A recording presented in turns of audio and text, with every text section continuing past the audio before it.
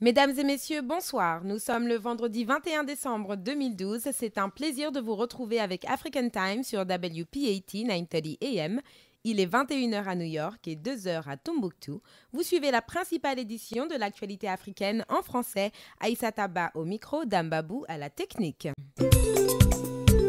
Au sommaire, Benin Boniayi obtient de quoi faire vivre ses idées pour un renouveau économique béninois en 2013. 1044 milliards de francs CFA.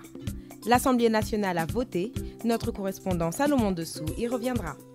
Toujours au Bénin, plus précisément sur le fleuve Elou, à environ 20 km de Cotonou, 19 personnes perdent leur vie, incluant plusieurs élèves. La raison de ce drame n'est autre que la surpopulation d'une barque qui avait à bord 27 personnes et 4 motos au lieu de 10 personnes seulement.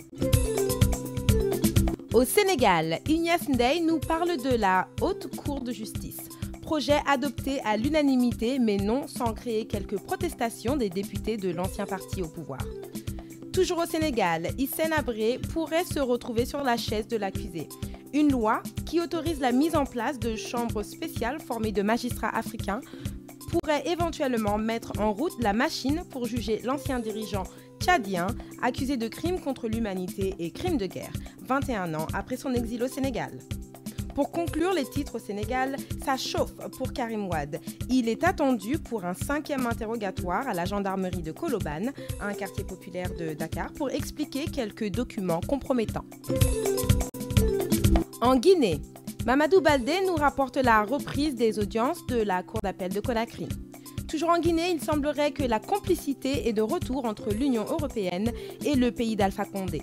La condition sine qua non à la coopération entre l'Union européenne et la Guinée était la proposition d'une date pour les législatives. Voilà qui est chose faite. Le président de la CENI, la Commission électorale nationale indépendante, a fixé le rendez-vous en 2013 et l'Union européenne coopère à hauteur de 174 millions d'euros au développement de la Guinée.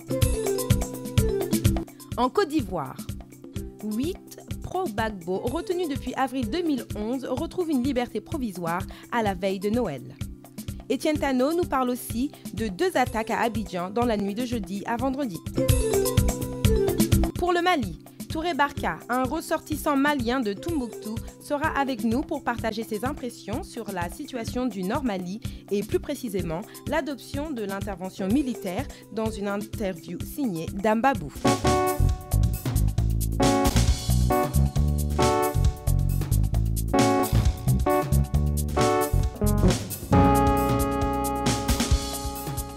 Bonsoir et bienvenue sur African Time. Merci de votre fidélité. Vous écoutez votre émission sur Internet à yolele.com, à la radio sur WPAT 930 AM et au téléphone composez le 979 228 42 28. Cette édition est sponsorisée par la compagnie aérienne Royal Air Maroc. Au Mali, le consensus est trouvé. Le Conseil de sécurité de l'ONU vote une résolution autorisant le déploiement d'une mission internationale de soutien au Mali, MISMA. Ceci n'exclut nullement les discussions avec les groupes armés du Nord, Ansar-Dine et MNLA, qui interviennent au lendemain de la décision de déployer la force composée et commandée par des Africains. La majorité des Maliens semblent satisfaits. Mais écoutons la réaction de Touré Barka, un Malien de Tombouctou, ici au micro de Dambabou. Oui, j'étais très content, très ravi. Alors, il y a une forte population au nord qui souffre, qui ont subi toutes les exactions inhumaines entre les mains de ces criminels, de ces bandits. Je crois que lorsque les Nations Unies ouvrent la porte, donnent un feu vert pour militairement dégager ces gens, c'est déjà une très bonne chose. Alors, les modalités, c'est là qu'il faut voir très bien. Et il faut aussi engager exclusivement les militaires maliens dans le combat avec l'aide, peut-être l'aide de l'air, le renseignement, les logistiques, le support des étrangers. Pratiquement, nous voulons la France, les États-Unis en ce qui concerne le support aérien. En Guinée, les audiences ont repris à la cour d'appel de Conakry ce lundi avec l'affaire Yalikatu Silla, accusé du meurtre du promoteur culturel Ali Badara Sagna. Les explications de Mamadou Baldé. Cour d'appel de Conakry. Les audiences ont repris lundi dernier après leur interruption suite à la mort subite du greffier en chef Seydou Silla il y a plus d'une semaine. Il y a plusieurs dossiers qui seront examinés, dont celui du 19 juillet que vous connaissez parfaitement. La première condamnation a été déjà prononcée. Mademoiselle Zaligatou Silla, qui avait froidement assassiné son copain Ali Badara Sagna, est condamnée à 5 ans de prison ferme avec une amende de 50 millions de francs guinéens. Les travaux de la Cour se poursuivent. L'Union européenne a annoncé ce vendredi 21 décembre la reprise officielle de la coopération au développement avec la Guinée par la signature du document de stratégie pays et le programme indicatif national avec le gouvernement. La signature de ce document était conditionnée par un calendrier précis sur les législatives. Paradoxalement, le 12 décembre, nuitamment, le président de la CENI, Commission électorale nationale indépendante, Bakary Fofana, annonce unilatéralement le mois de mai 2013 pour ces consultations. L'opposition avait alors pointé du doigt sur le représentant de l'Union européenne à Guinée, Philippe Van Damme. C'est lui qui aurait mis la pression sur le président de la CENI pour arracher une date de législative très soutenable soutient l'opposition. Après l'annonce, l'Union européenne dit être prête à accompagner la Guinée à travers le 10e FED pour un programme à valeur de 174,3 millions d'euros. Selon le communiqué de l'Union européenne, cette subvention servira à appuyer les efforts en matière de bonne gouvernance, de fourniture de services de base, des services sociaux de base et l'amélioration de la mobilité et des infrastructures routières. Enfin, fête de Noël. Les préparatifs vont bon train chez les fidèles chrétiens de Guinée, malgré une situation économique difficile. Par anticipation, nous disons Joyeux Noël donc aux fidèles chrétiens du monde à l'écoute de la panafricaine African Time. Mamadou Baldé, Aminata.com pour African Time. American Language Center, le spécialiste de l'enseignement de la langue anglaise à New York, vous invite à visiter ses nouveaux locaux beaucoup plus spacieux et plus commodes pour votre apprentissage de la langue en Amérique. Il se situe au 229 Ouest, 36e rue, au 3e étage, entre la 7e et la 8e avenue, à 2 rues de Penn Station. Après 35 ans d'expérience et un corps d'enseignants hautement qualifiés, American Language Center propose des cours pour les débutants et pour tous ceux qui veulent approfondir leur connaissance de la langue. Les frais de scolarité d'American Language Center sont très compétitifs et son enseignement est le meilleur dans le pays. Pour les habitants de Queens, la branche locale est au Jackson Heights, 7501 Broadway. Pour tout renseignement, appelez 1-800-ENGLISH, 1-800-364-5474, 1-800-364-5474. Demandez après André.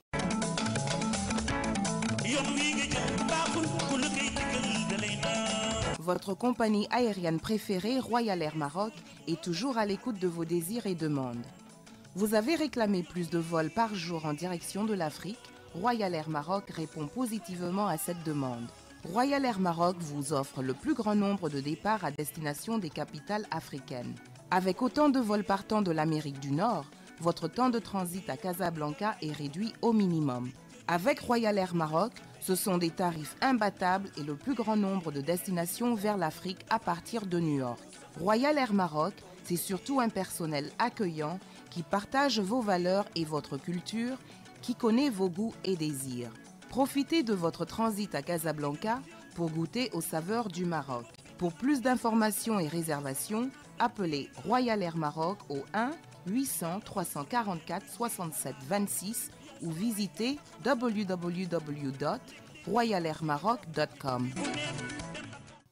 Au Sénégal, un vote unanime approuve les nouveaux textes de loi à la Constitution dans le cadre de la réforme de la Haute Cour de justice. Bien que le vote est incontestable, le Parti démocratique sénégalais désapprouve. Ignace Ndeye pour les détails.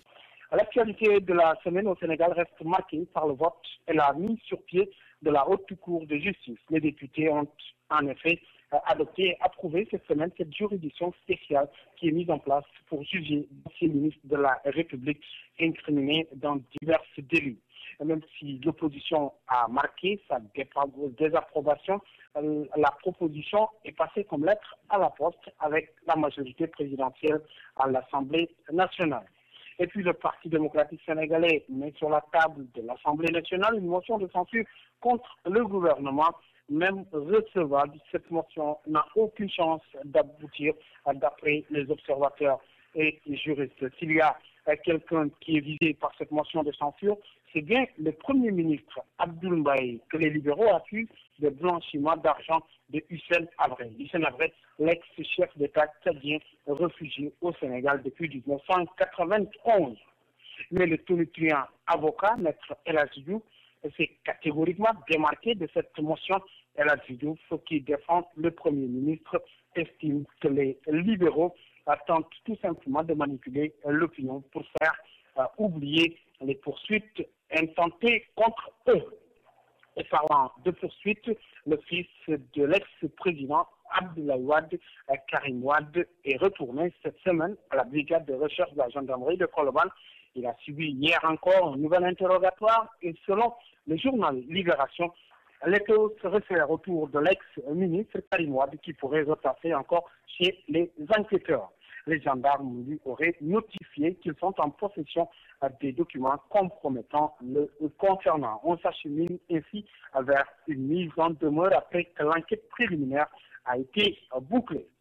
Les ex-ministres Abdoulaye Baldé et Omar Sarr ont vu leur convocation renvoyée à une date ultérieure. Ainsi, la machine judiciaire sur ce dossier d'enrichissement illicite est toujours mise en branle.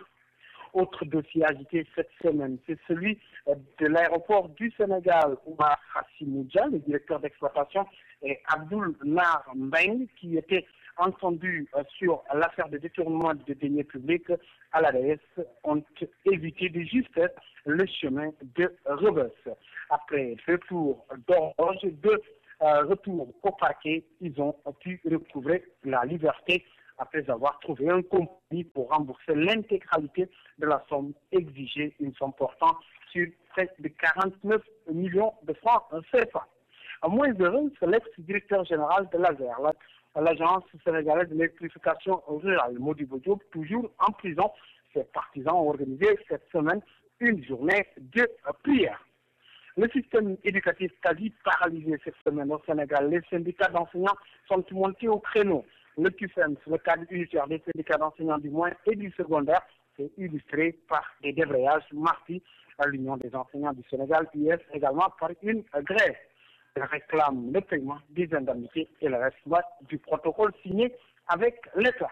L'État qui a déplacé cette semaine son gouvernement à Louga, au nord du pays. Louga, où s'est tenu le Conseil des ministres délocalisés. Le chef de l'État, Macky Sall, a réaffirmé son engagement du gouvernement à faire bénéficier davantage la région de Louga à travers un programme spécial de développement. 250 millions de francs CFA, milliards plutôt, de francs CFA seront injectés dans la région d'ici 2017, a laissé entendre le chef de l'État Macky Sall, qui en a profité également pour inaugurer l'Office national d'assainissement ONAS du côté de Louga. Autre sujet évoqué cette semaine également, c'est le dysfonctionnement survenu dans le réseau Internet au Sénégal.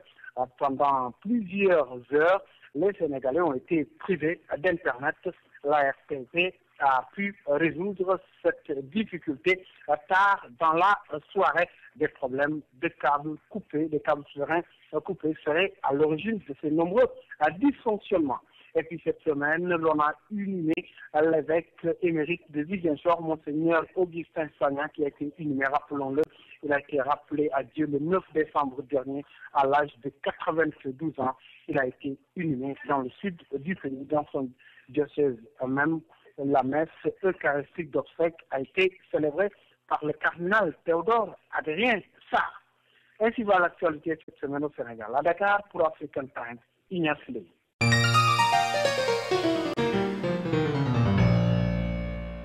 Le président béninois peut donc se réjouir. L'Assemblée nationale octroie plus de 1044 milliards de francs CFA à Boni-Yayi pour alimenter et aider la relance de l'économie de son pays en 2013. Ce budget, approuvé par 71 députés, a augmenté de presque 27 milliards de francs CFA par rapport au budget de l'année 2012. Salomon Dessous. Le projet de loi des finances et l'exercice 2013 était en étude ce 18 décembre au palais des gouverneurs à Porto Novo. D'un montant de plus de 1044 milliards de francs CFA, ce budget a été voté par 111 voix pour,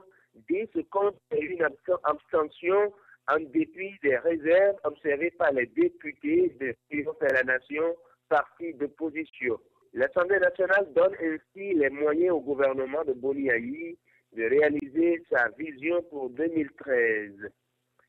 Et puis un drame frappe le Bénin en cette fin d'année. Le pays perd plusieurs de ses enfants. Une barque non motorisée s'est chavirée et fait 19 morts, dont plusieurs élèves, le week-end écoulé. L'amertume était encore visible ce samedi 15 décembre à Ouattor, un village de la commune d'Abomey-Calavi, la deuxième commune la plus importante du Bénin. Des populations encore inconsolables ne pouvaient retenir leurs larmes suite à ce drame dont le bilan bat le record des drames survenus au Bénin en 2012. En effet, sur les 27 personnes ayant embarqué, seulement 8 ont eu la vie sauve. Selon les témoins du drame, la barque à bord de laquelle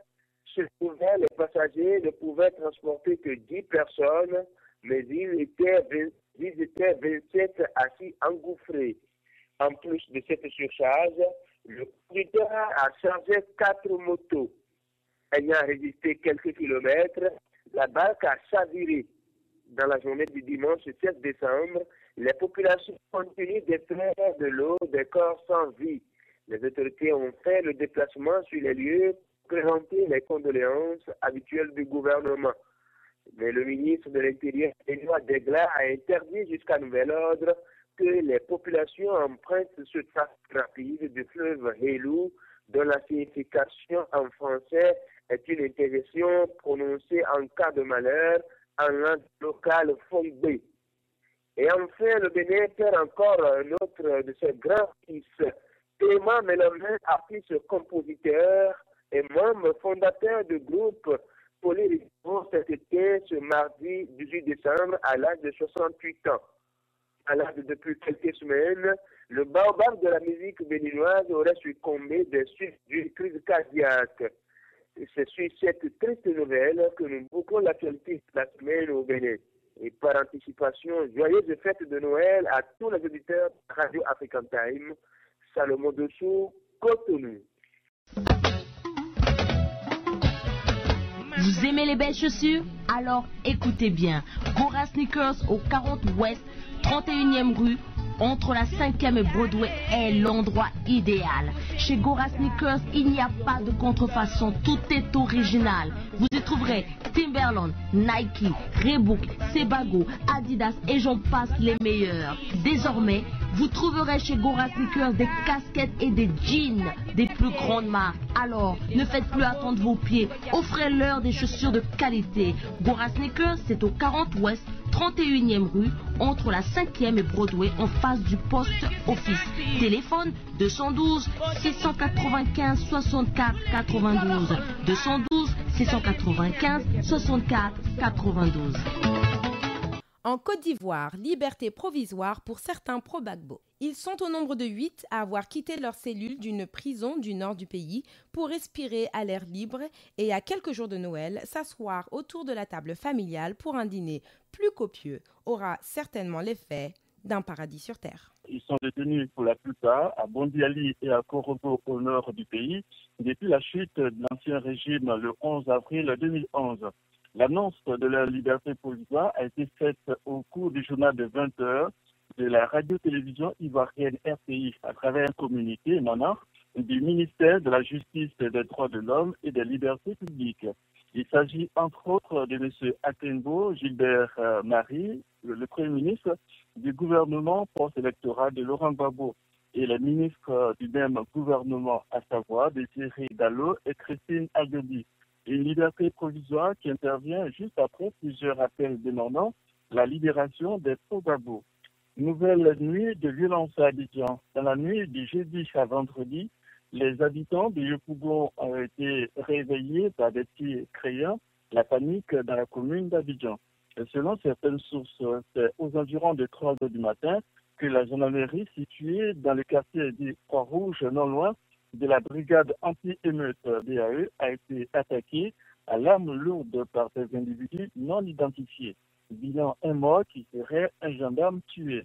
Le quartier de la gendarmerie est d'ailleurs bouclé et les forces de l'ordre en alerte.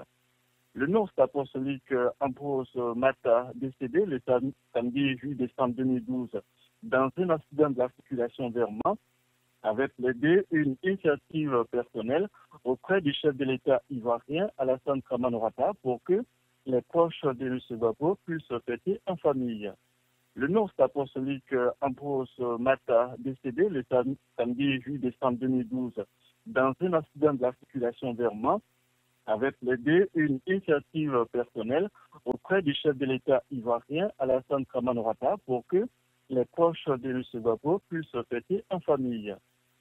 Football pour terminer, Yaya Touré, meilleur joueur africain 2012. Le joueur de Manchester City a remporté hier au Ghana, comme en 2011, le titre de meilleur joueur africain. Il devance ainsi au classement son compatriote Didier Drogba et le Camerounais Alexandre Song.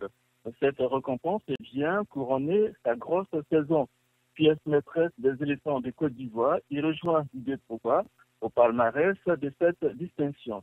Etienne Tano, Abidjan pour African Time. Et d'autres nouvelles d'Afrique. En République démocratique du Congo, les négociations de paix entre la rébellion congolaise du M23 et le gouvernement de Kinshasa, entamées le 9 décembre à Kampala, ont été suspendues vendredi jusqu'à début janvier sans aucune avancée jusqu'ici, entretenant l'incertitude sur le terrain. Depuis leur ouverture, les négociations piétinent et les deux parties n'ont toujours pas abordé les fonds du problème qui les oppose, n'ayant toujours pas réussi à se mettre d'accord sur le programme des discussions. En dépit de progrès substantiels, le consensus n'a pas été trouvé sur un des points de l'ordre du jour relatif au besoin de renforcer l'accalmie actuelle des hostilités militaires, a déclaré le ministre ougandais de la Défense Crispus Kiyonga, médiateur des pourparlers. Le facilitateur a décidé, après consultation avec le parti, d'ajourner les réunions préliminaires du dialogue jusqu'au 4 janvier 2013, alors qu'approchent les fêtes de fin d'année, a-t-il ajouté.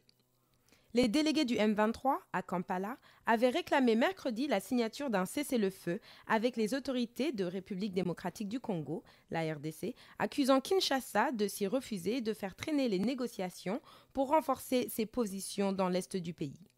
Les rebelles estiment indispensable la signature de ce cessez-le-feu avant tout réel début des discussions. Le porte-parole du gouvernement congolais, Lambert Mende, a lui jugé nécessaire cette pause pour les pourparlers. Un tel processus nécessite de temps en temps que les personnes déléguées reviennent à la centrale pour faire le point avec ceux qui les ont mandatés.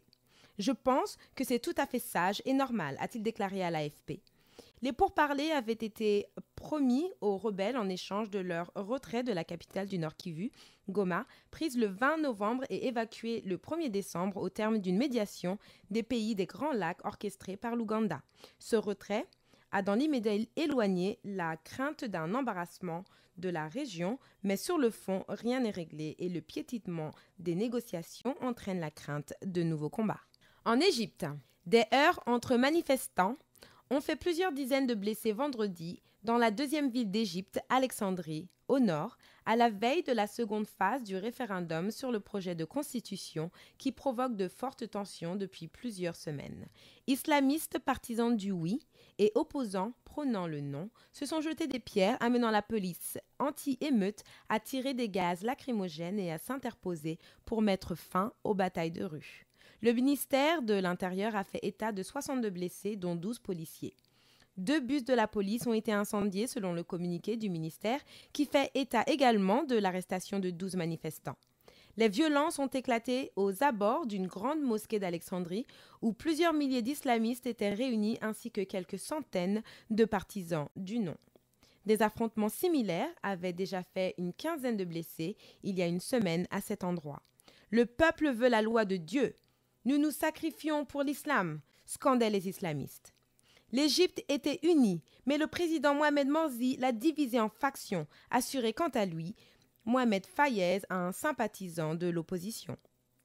Comme le Caire, Alexandrie a déjà voté samedi dernier pour le référendum qui se tient à une semaine d'intervalle dans 2 parties du pays. La cité méditerranéenne a voté pour le texte, la capitale se prononçant contre selon les résultats officieux. Le oui l'a globalement emporté par près de 57% des voix lors de cette première phase, selon ces chiffres officieux. Une avance qui fait présager une approbation du projet de constitution à l'échelle nationale.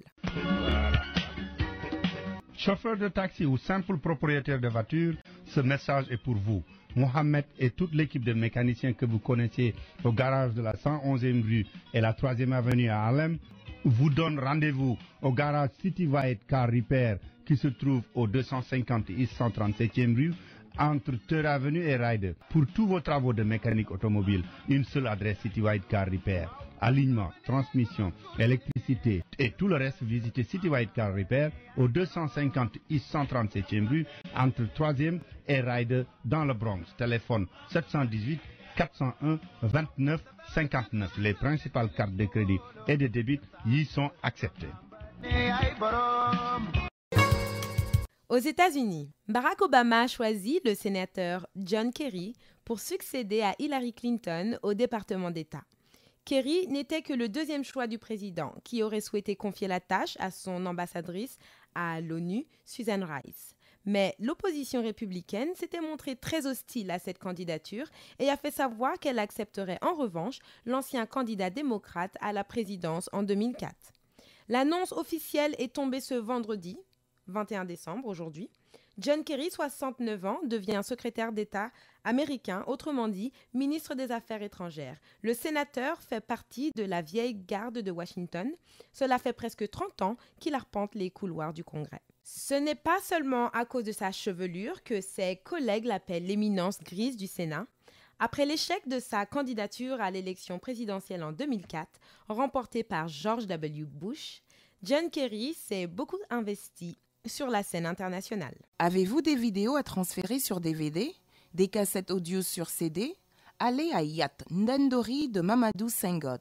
N'oubliez pas, toutes les nouveautés de la musique africaine sont toujours disponibles à Yat Ndendori avant d'arriver chez les autres longtemps après. Aussi, à partir de maintenant, Yat Ndendori envoie votre argent au Sénégal, en Côte d'Ivoire, au Mali, en Guinée, en Mauritanie, en Gambie et tant d'autres pays. Yat Ndendori, c'est un service de transfert d'argent en toute sécurité, un bon taux de change et des frais d'envoi les moins chers à New York. Yat Ndendori de Mamadou Senghor est au 365 Lenox Avenue entre la 128e et la 129e rue. Téléphone 646 620 09 33 ou 646 659 42 94. Et nous ouvrons la page magazine de cette rédaction. Touré Barka nous en dit plus avec la résolution votée au Conseil de sécurité de l'ONU. La mission internationale de soutien au Mali, composée de 3300 hommes, se fera par étapes. Mais selon Touré Barka, quels sont les enjeux? Qui doit négocier et qui doit rester en dehors du problème? Voici quelques observations supplémentaires. Touré Barka, Dambabou, écoutons. Oui, j'étais très content, très ravi. Alors, il y a une forte population au nord qui souffre, qui ont subi toutes les exactions inhumaines entre les mains de ces criminels, de ces bandits. Je crois que lorsque les Nations Unies ouvrent la porte de feu vert pour militairement dégager ces gens, c'est déjà une très bonne chose. Alors, les modalités, c'est là qu'il faut voir très bien. Et il faut aussi engager exclusivement les militaires maliens dans le combat avec l'aide, peut-être l'aide de l'air, le renseignement, les logistiques, le support des étrangers. Pratiquement, nous voulons la France, les États-Unis en ce qui concerne les supports aériens. Ouais. Donc, on voit ici immédiatement Ansardine et MNLA qui disent déjà qu'ils sont prêts pour des négociations. Mais est-ce que réellement ces deux groupes n'ont pas perdu le contrôle au profit des éléments d'Al-Qaïda? Est-ce que ces deux groupes-là, même s'ils négocient aujourd'hui, ça réglerait le problème? Non. La négociation n'est qu'un jeu pour trahir. Ils ont été trahis en fait. Alors il faut trouver des collémataires quand même pour essayer de sortir par la grande porte. Il n'y a pas de jeu de négociation à faire avec les criminels. Il n'y a pas de négociation à faire avec les MNLA. Depuis 1960 jusqu'à nos jours, chaque fois qu'il y a une opportunité pour ces gens-là d'abuser les autres avec lesquels ils vivent tous les jours, ils vont le faire. Je crois qu'il est temps d'arrêter ces histoires de négociation. S'il y a négociation, il faut qu'ils déposent les armes, ils dégagent, ils restent, ils laissent les militaires arriver. En ce moment, les milieux, les Soraï, les Peuls, les Bella, la population du Nord, c'est eux qui doivent négocier. Ce n'est pas la communauté internationale, ni même le gouvernement malien. Le gouvernement malien, la communauté internationale ou régionale doivent être de support entre les Arabes, les Touaregs et les sédentaires noirs de la zone. Il ne doit pas avoir de négociations à l'extérieur. Le problème est mieux compris par les autochtones. Le problème est mieux compris par ceux qui ont vécu tout ce qui se passe au nord.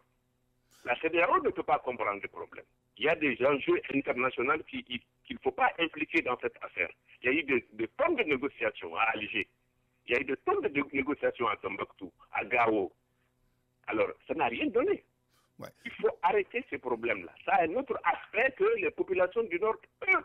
peuvent comprendre et négocier entre eux. Il y a un problème de racisme aussi, là, que les gens ont peur ou n'ont pas tendance à soulever. Alors, tous ces éléments-là ne peuvent être corrigés que par les autochtones du milieu. Mais est-ce que les éléments venus de la Libye, des autres pays du monde arabe qui se réclament d'Al-Qaïda, laisseraient même ces groupes-là, Ansardine et MNLA, de faire quelque chose? Bon, les gens qui viennent de la Libye, parmi eux, il y a des Touaregs qui sont de la nationalité malienne. En dehors de ces Touaregs qui sont de la nationalité malienne, le reste peut venir de tout le monde. Parmi les informations que nous avons, il y a des Afghans, des Pakistanais, des Saoudiens, des Maghrébiens, et tout là. Alors, ces gens ne sont pas venus pour la charia. La charia, c'est juste une couverture. Ouais. L'islam est juste une couverture. Sinon, je vais même aller pour dire que ça représente un problème, l'islam, dans cette affaire-là. C'est juste une couverture. Voilà. Maintenant, revenons au niveau global du Mali. On voit que les militaires ont littéralement démissionné le Premier ministre, Cheikh Modibo Diarra.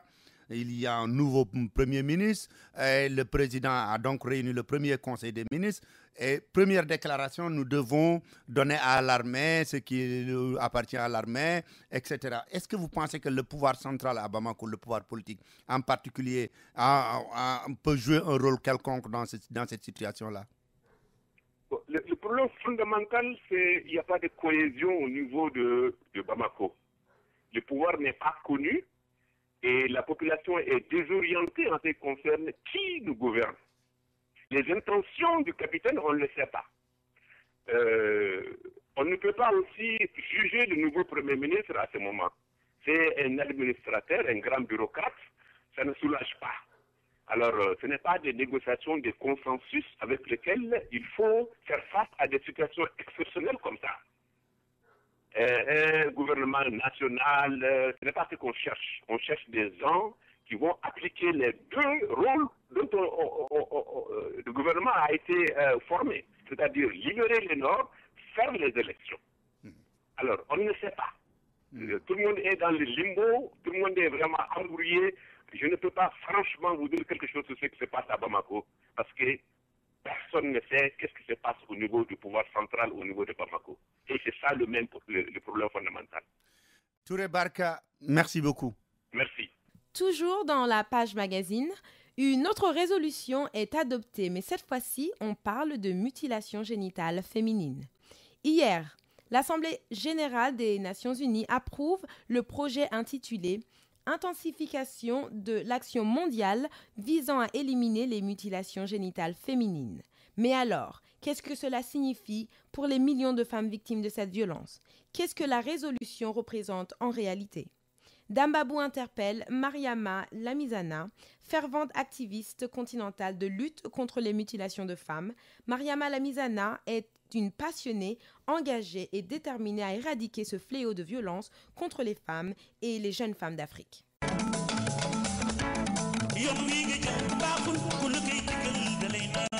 Votre compagnie aérienne préférée, Royal Air Maroc, est toujours à l'écoute de vos désirs et demandes.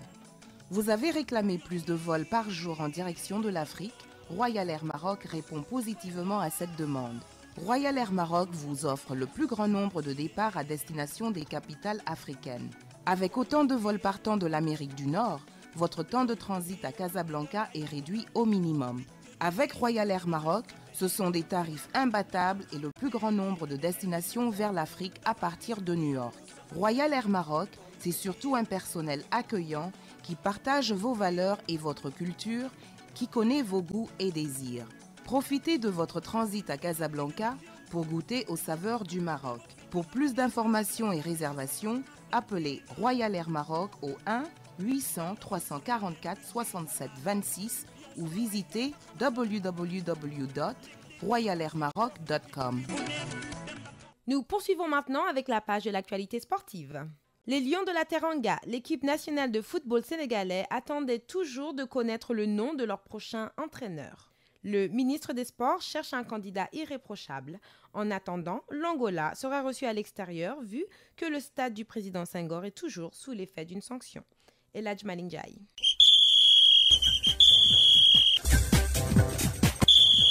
L'actualité sportive est dominée par le football. Le Sénégal toujours à la recherche d'un entraîneur. Le comité exécutif a sorti une shortlist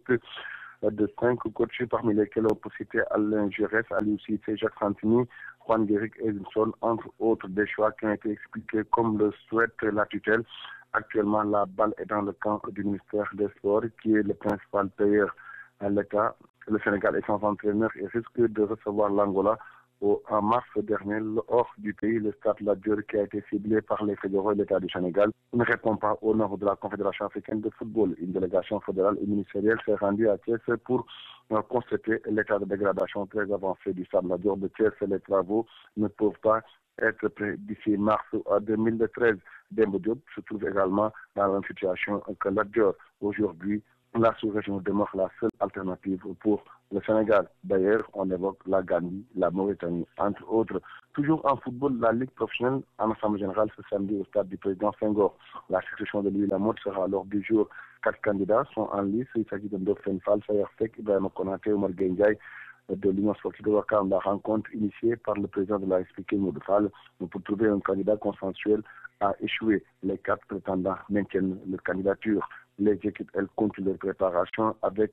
les réménagements dans le staff technique. Le Jaraaf de Dakar, coaché par Abdoulaye Sarr, ancien adjoint d'Amad Traoré, a débuté les entraînements. Pape Faye retourne à l'AS Saloum, Tafa Seck rejoint Touré Kunda. Et puis Dame, hors de chez nous, retenez qu'il y a Nini Retouré, ivoirien et joueur de Manchester City, et ballon d'or africain pour la deuxième fois d'affilée. Il coiffe au poteau son compatriote Didier Drogba et le Camerounais Alexandre Son. Et puis en lutte, ce dimanche, on suivra le chef Gargambossé, contrepreneur, un combat organisé par Abdou Fall. Et là, Djimali Ndiaye depuis Dakar pour African Times. Voilà ce qui signe la fin de cette édition. Merci de l'avoir suivi. Dambabou va prendre le micro pour le journal en Wolof. On se retrouve vendredi prochain à 21h pour une nouvelle édition d'African Times sur WPAT 930 AM. Bon week-end et bonne fête de Noël à tous.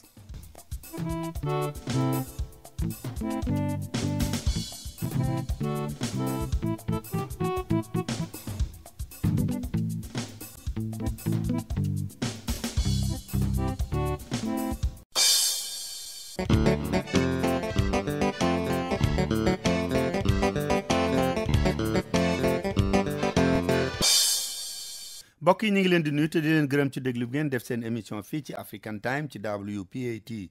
930 AM yéen a ngi ñu déglu itam ci yolele.com man ngeen ñoo déglu ci téléphone bi ci 979 282 4228 979 282 4228 seen mbokk Dambab moo ne ci micro bi moo nekk itam ci machine bi niñ ko baaxoo di def ajjuma ju nekk noonu lañ koy defee ajjumay tey ji dañu leen di indil xabaar yi bu amee yëgle nuy indi leen ko balaa nuy tàggoo ak yéen di leen joxaat leen rendez-vous ba altine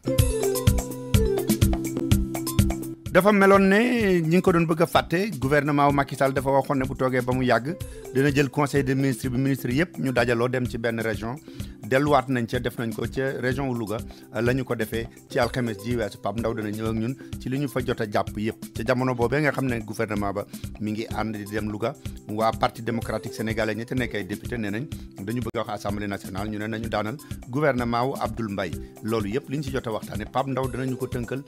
wax ñu ko wala mu leeralal ñu ko ñi ngi waajal màggalu Touba itam te ku ne xam na ne buñ koy waajal réewum Sénégal yëpp ñooy àndandoo di ko waajal kon fi mu nekk nii la ñu ci war a fàggu ba nga xam ne nit ñi buñ fa ñëwee seenu màggal mën a yomb gouvernement ba nee na lam ca mën dana ko ca def Pape Ndaw danañu wax loola mooy lan ak lan ak lan danañu wax itam ne kilifay réew ma ña nga tàmbali di dem di jutti ji màggal ga waaye itam ñi nga xam ne dañuy raas dem ca màggal ga ñoom it tàmbali nañ am ñu ca jot a xàmmee ñuy indi ay garab yoo xam ne ay médicaments yu baaxul la woon loolu yëpp Pape Ndaw danañu ko leeralal Pape Ndaw dana dellu seeg ñun itam ci li nga xam ne mbirum suukar ci Sénégal dañu ne rek kenn mënu koo jëlee ci loxoy Mimran moom daal moo ko yore moo koy jaayee lu mu ko neexee kii di Dangote ci borom milliardaire bu jógee Nigéria ne dafa bëggoon a def ciment moom it nee na dafa bëgg a dugg ci suukar si ndax réew yi gën a am doole ci àdduna bi ci ñi ko fay def ci la bokk loolu Pape Ndaw danañu wax lan la ci jot a jàpp moom ak lan la ci xalaat mbiri yoon nag moom bari na ca lool Karim dellooti na fa nga xam ne mooy gendarmerie ba démb waaye du moom rek moo dem gendarmerie am na ñeneen ñoo xam ne itam jot nañu faa dem loolu Pape Ndaw danañu ko wax Balla Gaye sax moom demoon na tribunal waaye nag la mu mujj mooy nee nañ ko li ñu la jiiñ yaa ko def da nga joxe ndàmpaay waaye 3 weer yooyu sursis yoo xam ne boo defatee da nga ko tëdd loolu la ñu ko condamné loolu yëpp Pape Ndaw moo ñu ko fas yéene leeral daañu ñëw ak El Hadj Malick Ndiaye itam ci lu jëm ci mbiru tàggat yaram daanu leen tënkal ci pure politique gu Amérique li nga xam ne itam moo ci gën a am solo fi mu ne ñu di ko waxtaanee daanu leen ci tënkal tuuti balaa ñuy tàggoo ak yéen seen mbokk Damba moo ne ci micro bi moo nekk itam ci machine bi.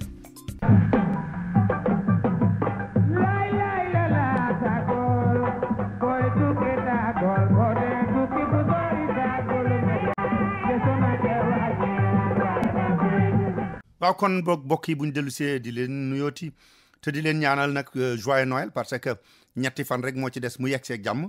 kon nag ñoo ngi leen di ñaanal bu ngeen ceegeeg jàmm du génn dugg ceeg jàmm génn ceeg jàmm te mu neex lool. léegi li ñu tàmbalee ak Pape Ndaw mooy gouvernement wu Macky Sall ba président Macky di door a falu bu taxawal gouvernement def noonu dañu bëgg a ràññee li nga xam ne moom la ñuy def ci région yi nemmeeku région bu nekk lan moo fa xew kon dana am conseil des ministres yoo xam ne dañuy dem di ko defee ca biir région yi aliou ñu toog Ndakaaru bii yoon Louga la ñu demoon Pape Ndaw. waaw li nga ko waxee noonu la amee daam baabu tegandi woon nañu ko ci suuf waaye mel na ni dellu si waat nañ ci ndax kat conseil des ministres bi nga xam ne nii moom la ñu weesu nu ngi ko amale bi yoon fële nga xam ne bii moo di diwaanu Louga googu ñu ko defee nag président Macky Sall profité na ci pour waxaat daal ne gouvernement bi taxaw na xar tànk tubéyam ci ni nga xam ne bii daal fépp foo xam ne nii jaar nañ fa fas nañ faa yéene def mbir ba naka noonu sax ci la ñu waxee ne nii fi mu nekk nii taxawal nañu daal programme yu am solo yoo xam ni dañu ko nar a jagleel diwaanu Louga ndax dañu bëgg a wax ne rek ñoom dañu gis ne Louga dafa mel ni dañu ko fàtte woon te Macky Sall nee na li nga xam ne bii moom la wax nag jublu ci ay mbiri campagne wala yu ni demee waaye dafa fekk ne dafa sant gouvernement bi ñu bàyyi xel ci nan la ñu war a mën a def ba suqaliwaat Louga bu baax a baax a baax ci ndaje mi nga xam ne bii jot nañ ko ci def nag nee nañu wala lu ko jiitu sax lañ wax ne am na téeméeri milliards yoo xam ne yi dañu koy génne jagleel ko diwaanu Louga loolu nag war a bokk ci li ñuy wax ci nasaraan benn plan triennal d'investissement boo xam ne nii ñu ngi ko jàpp diggante atum 2013 maanaam at mi ñu jëm ak atum 2015 maanaam daal fii ak ñaari at ginnaaw loolu yi tamit nee nañu am na lu toll ci téeméer ak juróom fukki millions yoo xam ne bëgg nañu ko dugal foofee ci biir diwaanu Louga. milliard téeméer milliard kon waaw nga xam ne nii nag kon mboole seen ñaar téeméer ak juróom fukki milliards la ñuy jël dal di koy dugal ci biir Louga nag fii ak ñuy yegg ci atum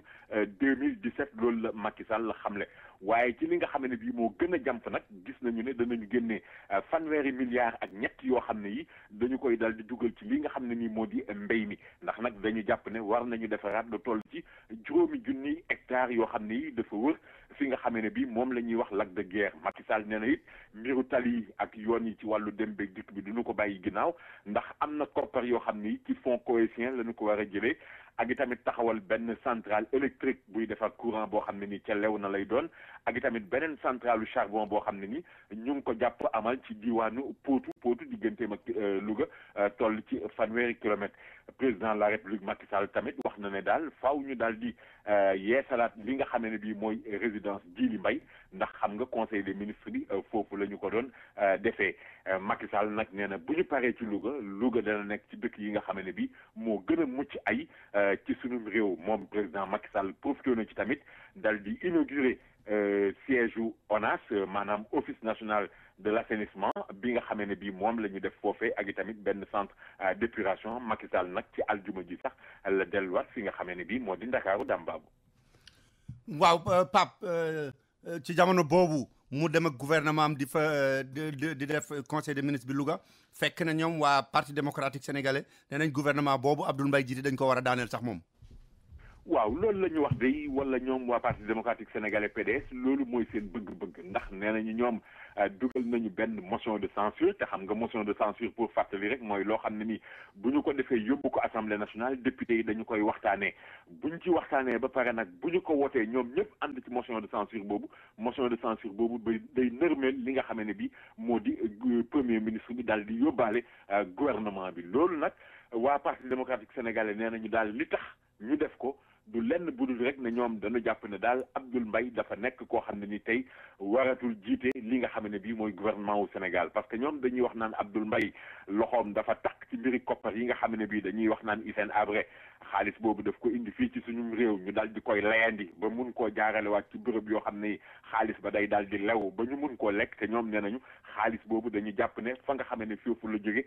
du loo xam ne ni dafa ñoŋ maanaam daal jaarul ci yoon. loolu nag bi nga xamee ne bii député parti démocratique sénégalais yi ak yeneen député yoo xam ne dañ leen di wax non inscrits ñoom ñooy jéem a yëkkati wax jooju maître El Hadji Diouf moom bokk ci opposition bi bokk tamit ci député non inscrits yi moom nee na àndu ci tey àndu ci ëllëg àndu ci gannaaw ëllëg parce que nee na nag ñi nga xam ne ñii ñoo di waa parti démocratique sénégalais ñoom xëy na am na leneen lu ñu war a mën a def waaye tamit ki nga xam ne bii moo di Abdoul Mbaye moom gisul lenn loo xam ne nii mën nañu ko tuumaal Abdoul Mbaye daal du ndey sàcc maanaam du receleur te itamit ki nga xam ne bii moo di Hissène Habré du sàcc waaye dañuy fàttali rek ne maître El Hadji Diouf bokk na ci avocat yi nga xam ne bi ñoom ñoo nar a layal Hissène Habré bu fekkee ne bi dañu ko nar a atte mais keneen a ngi nii koo xam ne nii avocat la moom tamit nekkoon na fi jamono bâtonnier de l'ordre des avocats maanaam njiitu avocat yi ci suñu réew muy maître Mame Adama Gueye moom Mame Adama Gueye noonu day waa parti démocratique sénégalais ñoom tey jii di waa PDS amuñu lenn loo xam ne ni war nañu koo mën a yëy yàbbi jëm ci ay mbiru kii dafa lekk wala kii dafa lekkul parce que nag nee na ñoom waa parti démocratique sénégalais diiru fukki at ak ñaar yi nga xam ne bii moom la ñu fi def gis nañu ci ñoom ñoo xam ne démb ak bërki démb ñaari dërëm yu ñu jëndee tàngal mante amuñu ko woon tey jii ñu ngi yore alal ju ne gàññ koo xam ne ni kenn xamul fu ñu ko jëlee wala sax boog dañuy wax naan ci lu lewul lañu ko jëlee mu jàpp nag nañu fukki at ak ñaar yi ñu fi def sàcc nañu njublañ nañu wuuj nañu dugg nañu ci njaaxum dugg nañu ci ay tuuxi doonaa ci luxóor kon ñoom tey jii ñoom ñoo war a taxaw fii pour am lu muy wax li muy sant Macky Sall kay mooy moom bi nga xam ne mooy suñu président yor suñu kàddu na fexe nu ñu lijjantee xaalis boobu mu dellu si waat fii ci suñu biir réew mais lu mën a am rek moo di waa assemblée nationale dañu xamal waa parti démocratique sénégalais wala bureau bi boog ne leen motion de censure bii ngeen dugal tey nun nangu nañu ko danañ seet sax ci ay bés bii ñu jëm ñu dajale conférence des présidents bu ko defee ñu waxtaan ci xool nag ban bés la ñu war a taxawal plénière bi bu ko defee ñu daal di waxtaanee mbir moom maanaam daal ci gàttal ñoom assemblée nationale dañu bëgg a wane ne amul lenn loo xam ne ni dañu koy nëbb wala dañ koy njublan wala dañ koy xeex lu ñëw rek danañu ko waxtaanee li ci war ñu def ko mais lu mën a am moo di daam baabu motion de censure boobu defe naa ne li mu parti démocratique sénégalais ni ñu toll amuñu benn chance pour mu jàll. waaw Pape kon ñu jaatandiku bu njëkk bi ñu dellu si waat léegi. coow li fépp fu nu mën a tukki moo xam ci biir réew mi la moo xam bitim réew rawatina nag bu dee Afrique suñu gos la fa nu war a dem mooy Kara Tour and Travel billet bu ñuy jaay ak avion boo bëgg a demee demal Kara Tour and Travel mu jox la ko ci njëg yoo xam ne mënuloo ko amee fenn xew wu nu am wu nu ñor dëgg fa nu war a dem mooy Kara Tour and Travel bu nuy yegg si mu ñu jox suñu billet ci njëg yéenu gënal daal di nuy wax avion ba nuy dugg ak kañ lay dem nu daal di dem ci lu gaaw a gaaw. Kara Tour and Travel mi ngi nekk ci 38 West 32nd Street room 1501. téléphone 212 683 2223.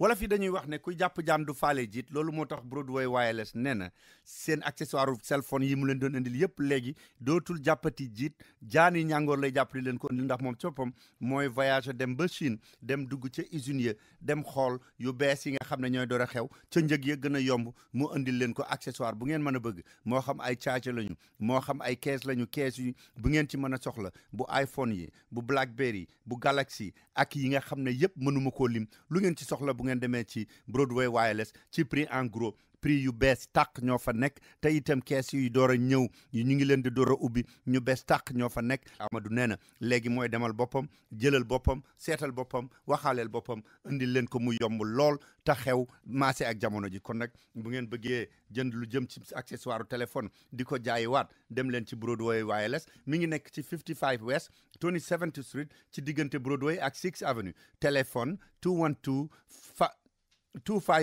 0905 212 252 0905 Broadway Wireless nee na ñëw leen seet si ko lu bees rek ngeen fay fekk ca njëg yee gën a yomb. waaw Pape Ndaw defe naa ne itam Sénégal ku ne xam na ne buñ jubloo ci màggalu Touba ñu baree bari seen xel loolu lay nekk ba taxoon sax président bi fi jógoon Ablaye Wade ne dañ ko war a def feet président bi fi nekk ne nañ ko def feet kon fi mu nekk nii ñu ngi koy waajal bu baax a baax. ñu ngi koy waajal bu baax a baax Dame Babou ndax booy xool màggal gi mën nañoo wax ne yegg si na ba pare ndax benn fan ci weeru janvier ci at mii ñu dëgmal ci la ñu ko jàpp amal kon xam nga ne loolu yegg si na ba tax na nag fi mu nekk nii lépp luy motukaay ñu ngi ko ciy jël ci maanaam waxtaan yi nga xam ne bii moom la nguur gi amal pour ñu xayma li nga xam ne nii moom la ñu soxla ci màggal gi ngir mën ko cee def loolu bokk ci li nga xam ne at mu jot dafay am solo lool muy mbiri ndox moomu nag fi mu nekk nii ren jii nee na it danañu jël lépp luy matuwaay ba nga xam ne bii daal lépp lu ci war dana jaar yoon te tamit ñu ngi wax sax naan du yem foofu rek ci wàllu wér-gu-yaram ci wàllu courant ci wàllu Senelec ci wàllu lépp loo xam ne nii dund la lépp loo xam ne ni daal yaakaar nañu ne war naa mën a tax màggal gi doxee ni nga xam ne bii noonu lañu ko bëggee nee nañu yooyu danañu ko toppatoo lijjanti ko ba mu leer nañ jëm ci mbir moomu tamit booy xool ki nga xam ne bii moo di président de la République Macky Sall moom jàpp na ne ci samedi ëllëg ji ci la nar a dem Touba mu mel ni moom màggalam dafay jiitu ndax nag bu demee Touba xalif généralu kullu murid di Serigne Sidi Makhtar Mbacké dana ko dalal te it ñu ngi wax naan dana def sax waxtaan woo xam ne dana ko fekk ak kullu surtout Serigne Touba yi loolu jàpp nañu ne war nañ ko fa mën a amal waaye lu jiitu Macky Sall di fa dem ëllëg ni ki aljumay tey jii ki nga xam ne bii moo di Moustapha Niasse di président assemblée nationale moom ànd naag délégation bu takku dal di dem fi nga xam ne bii moo di Touba ñu jàpp daal ne daam màggal gi ñu ngi koy waajal bu baax a baax a baax lépp loo xam ne nii dana tax mu mën a doxee ni nga xam ne bii noonu la ñu ko bëggee doxalee ko ni mu waree fas nañ ci yéene xar tànk tubéy ndax mu amee noonu.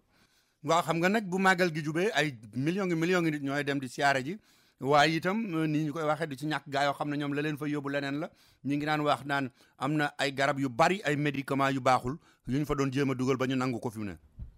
waaw xam nga loolu daam dafay indi rek li gars yi naan ñiy màggal ak ñiy raas déem bokkuñu parce que bu fekkee ne ñenn ñi màggal maanaam mbiri diine moo leen yóbbu Touba am na ñeneen ñoo xam ni am moo leen fa yóbbu wala sax naka su dul noonu ba tax na nag fi mu ne ñi nga xam ne bii ñoo di gendarmerie bu Daaru Mufti dañu teg loxo ci benn oto boo xam ne bii dafa yeboon ay garab yu bare ndax ñu ngi koy xayma ci lu toll ci 20 millions ci suñu xaalis loolu mooy garab yi nga xam ne bii moom la ñu nangoo ci oto boobu nga xam ne ni lañ teg loxo te la tax loolee mën a am dafa fekk oto bi daal di def accident oto bi mu defee accident nag ñu ñëw di lijjanti si mbir moomu nan la demee ci la ñu gis ne kat ndeketee yaay oto bi dafa yeboon ay garab yoo xam ne yi moom la ñuy wax médicament de la rue garab yoo xam ne yi ay nit dañu koy jaay te amuñu xam-xam màcc jëm ci mbirum pharmacie te i tamit amuñu benn sañ-sañ wala benn yelleef bu leen war a mën a tax ñu jaay garab budul wut ci ay koom wala wut ci ay koppar yu ñu demee te xëy na léeg-léeg du ñu seet sax ndax li ñuy def mën na lor nit ñi wala déet parce que ñu ngi wax naan garab yooyu booy xool bari na ci ay garab yoo xam ni garabu mala la woon maanaam garabu wàllu vétérinaire waaye it amoon na ay garabu liggéey naan ay ñokket ay bopp buy métteeg yu ñu demee waaye tamit amoon na ay anti inflammatoire ñu gis ne rek jamonoy màggal wala sax même bu dul màggal léeg-léeg nga gis ñoo xam ne ni ay garab ñoom dana koy jéem a jaayee comme bitigu mbagg te loolu bokkul ak loo xam ne ni dafa méngoog wér-gu-yaramu doomu aadama daam baabu waaw Pape balaa ñuy dellu ci yeneen xabaar yi am na rek ñetti fan yi xam nga ne ñu bari doon jéem a woote mu jafe lool Sénégal ndekete dañu wax ne câble bi nga xam ne ci la Sonatel doon sukkandiku ngir liggéey moo amoon lu ci sikkoon. waaw loolu day bi yoon bu fekkee ne bii nit ñi amoon nañ jafe-jafe ci wàllu téléphone jëm ci mbirum Sonatel du caagenu gerew la woon wala yu ni demee waaye dafa fekkoon ne jafe-jafe la ci wàllu xarala te loolu nag ñi nga xam ne bii ci ñoom la ñu ko nangoo muy waa ARTP ñu war a mën a dégg googu kaddu ndax kat dañu xam le ne rek Sonatel câble bi nga xam ne bii moom mooy lijjanti lu bari jëm ci mbirum internet ak itamit sax ci wàllu téléphone diggante sunum réew ak bitim réew câble boobu moo daaloon di am ay jafe-jafe ba mu amee ay jafe-jafe nag tax ci wàllu internet bi mu wàññeeku woon lool ba surfe ci doyoon waar lool waaye mbirum téléphone tamit wax nit ne ma ne mu ne loolu tamit jafe woon lool waaye nag terewul gars yi soogu woon nañ ci song ko ba doon ko jéem a lijjanti daal ndax booy xool mbirum internet mondial bi ñun ñu ngi koy xayma ci lu toll ci li ñuy wax ci seen wàllu kàllaama technicien yooyu nag juróom-ñeent yu teg ñaar ci wàllu gigabit nee nañu noonu la toll mais demoon nañ lijjanti daal ba mujjoon am juróom-benn yi yu tegu si lëf nga gis mu tane woon bu baax jëm ci mbirum téléphone bi ci wàllu jokkoo bi tamit wax nit tontu la loolu yi tamit lijjanti woon nañ ci bu baax a baax mu fekk ne rek mu nekk daal loo xam ne li gars yi nee nañu nag danañu jéem a seet ana lan moo ko indi woon waaye danañu jéem a jël ay yeneen matuwaay yoo xam ne yi xëy na bés bu benn opérateur téléphone yi amatee jafe-jafe moo xam Sonatel la wala yeneen nattangoom yi nga xam ne nii ñoom la nekkal fii ci réew mi ku ci am jafe-jafe yi tamit warul mën a bloqué wàllu téléphone bi fii ci Sénégal ñu ne daal danañu jéem a xool nan la ñuy def ba matuwaay yooyu ñu mun koo doxal bu ko defee nag mbir yi ci wàllu jokkoo bi moo xam téléphone la wala internet la du bari gàllankoor wala rëkk-rëkk. waaw Pape dafa am lu ma gis léegi itam metti na lool tukkikat moom bis bu xëyee gis ku de kuy tukki dara dal ko rek xelam nekk ci boppam ñu ne dafa am ay nit ñoo xam ne dañ doon jéem a jéggi dem Europe comme ni ñu koy defee ci mbëkk mi ñu delloo si leen ba ca désert ba ca yóbbu côté Mauritanie ñu sànni leen fa. foofee lañ leen sànni daam baabu muy lu tiis ñuy wax nag naan fanweeri doomu réewu Sénégal la maanaam suñuy mbokk yoo xam ne nee nañu fukki jigéen ñu ngi ci nekk nag ci benn ndànd fay wala àllub kerte ndeng ak ndëneer goo xam ne ni mi ngi nekk ci diggante Mauritanie ak Maroc muy ay moodu yoo xam ne yi daal mun a wala boog muy ñoo xam ne nii dañu doon jéem a tukki pour ñoom tamit dàq seen wërsëg ci mbëkk mi ni nga xam ne bii noonu nga ko waxee léegi la leen xaw a musal kay mooy sax ay moodu yoo xam ne yi ñii dañoo bàyyeekoo Italie ñii bàyyeekoo France ñii bàyyeekoo Espagne xëy na am ci sax ñoo xam ne ni dañu màggal gi moo leen tax a jóg ñu jël tali bi jël ci seeni oto ñooñu ñoo leen gis ci àllub kerte ndeng boobu bi ñu leen gisee nag seen na soxna soo xam ne ni moom la ñuy wax Aïcha Ba sax ñàkkul xam naa moom moo doon wax ci seen kàddu moom moo doon nettali daal jafe-jafe yi nga xam ne ni moom la ñu doon wéyee muy wax nag ne ñoom sax booy xool Maroc lañ leen bàbbee rek daal di leen sànni boobu ñu leen sànni nag nekk loo xam ne ni daf leen métti tiis leen ndax nee na ñoom mënuñoo nangu nekk ci àll bi di jéem a daan seen doole wala di jéem a fexe nu ñu amee ji dara ñu daal di leen bundu xataal rek buubu leen daal di jël yóbbu te it yóbbu boo xam ne ni tuut mu néew mu bari la ñu amoon ci bagage ma nga fa def seeni passeport ma nga fa def ñu ne loolu nag nekk na loo xam ne nii war te mën a wéy ba tax nag ñoom ñuy ñaawlu di méttitlu li nga xam ne bi nguuru Sénégal ni la taxawee jëm ci mbir mi wuute ak li nga xam ne bi ñoom ñu ngi wax naan am na ay doomu réewu Gambie yoo xam ne yi bokkoon nañ ci mbir mi mais ñoom seen waa réew bu gaaw ñoo daal di yabal nit pour mu dem foofee ca Maroc lijjanti ci mbir moomu pour xam nan la demee wuute ak ni nga xam ne bi nag noonu la waa réewum Sénégal doxale ba ci jamono yi ñu. Pape ma dellu si waat fu ñu ko waxee ñëpp yaakaar ne mënula am ndax day neex lool Omar Diop bu Interpath Computer ñëwati na ak benn spécial boo xam ne bu ma leen ko waxee li fekk demu leen fa da ngeen di yaakaar ne mënula am Dell computer bu baax lool ànd ak écran am ñu di leen ko jaayee $139 rek waaye nag xam ngeen ne loolu kenn du ci am lu bari lool bu ngeen bëggee am ci computer Dell yooyu nga xam ne desktop la buy ànd ak écran am ànd ak keyboard am ànd ak mouse ba ca charger ba lépp ñu boole ko di la ko jaay $139 da ngay dem Interpat Computer mi ngi nekk ci 15 West 116th Street ci diggante 5th ak Lenox Avenue mooy ba nekkoon ca diggante 5th ak Madison tuxu na bu yàgg léegi mi ngi ci diggante 5th ak Lenox Avenue téléphone 212 423 97 50 Omar Diop nee na xamoon ngeen ne bu ubbite classe yi jotee soxla yi bari ngeen war a jëndal seen doom yi ay computer dana ci jóg def ci lu mu man moo tax mu di leen jaay Dell computer buy dox na mu war a doxee ànd ak écran ànd ak keyboard ànd ak mouse lépp pour $139 woo leen ko ci 212 423 9750. xam ngeen ne Royal Air Maroc lu mas a nekk seen yitte daf ci taxaw lu ngeen ko laaj dana ci def la mu man moo tax ba ngeen ko ne na vol yi yokku ba dem bi yomb da koo yokk Royal Air Maroc am na ay vol yu bari yoo xam ne day jóge fii ci New York di dem ci lu mat daanaka fanweeri réew ci Afrique te nag Royal Air Maroc bi yéen leen di jaay na muy yombe kenn du leen ko mën a wax te nag bu ngeen duggee Royal Air Maroc bu ngeen wàccee ba Maroc dem Casablanca soxlawu leen visa man ngeen a génn doxantu ji jënd seen i marchandise seet dëkk ba door a déparaat te nag Royal Air Maroc ña fay liggéey seen i bokk lañu yéen a bokk aada xam li ngeen bëgg ak li ngeen di bañ kon nag bu ngeen di tukkeeti dem leen fa mu gën a yombe te gën faa baaxe muy Royal Air Maroc laaj leen ko seen agent de voyage wala ngeen woote 1-800 344 6726 1-800 344 6726 wala ngeen visiter seen website royalairmaroc.com.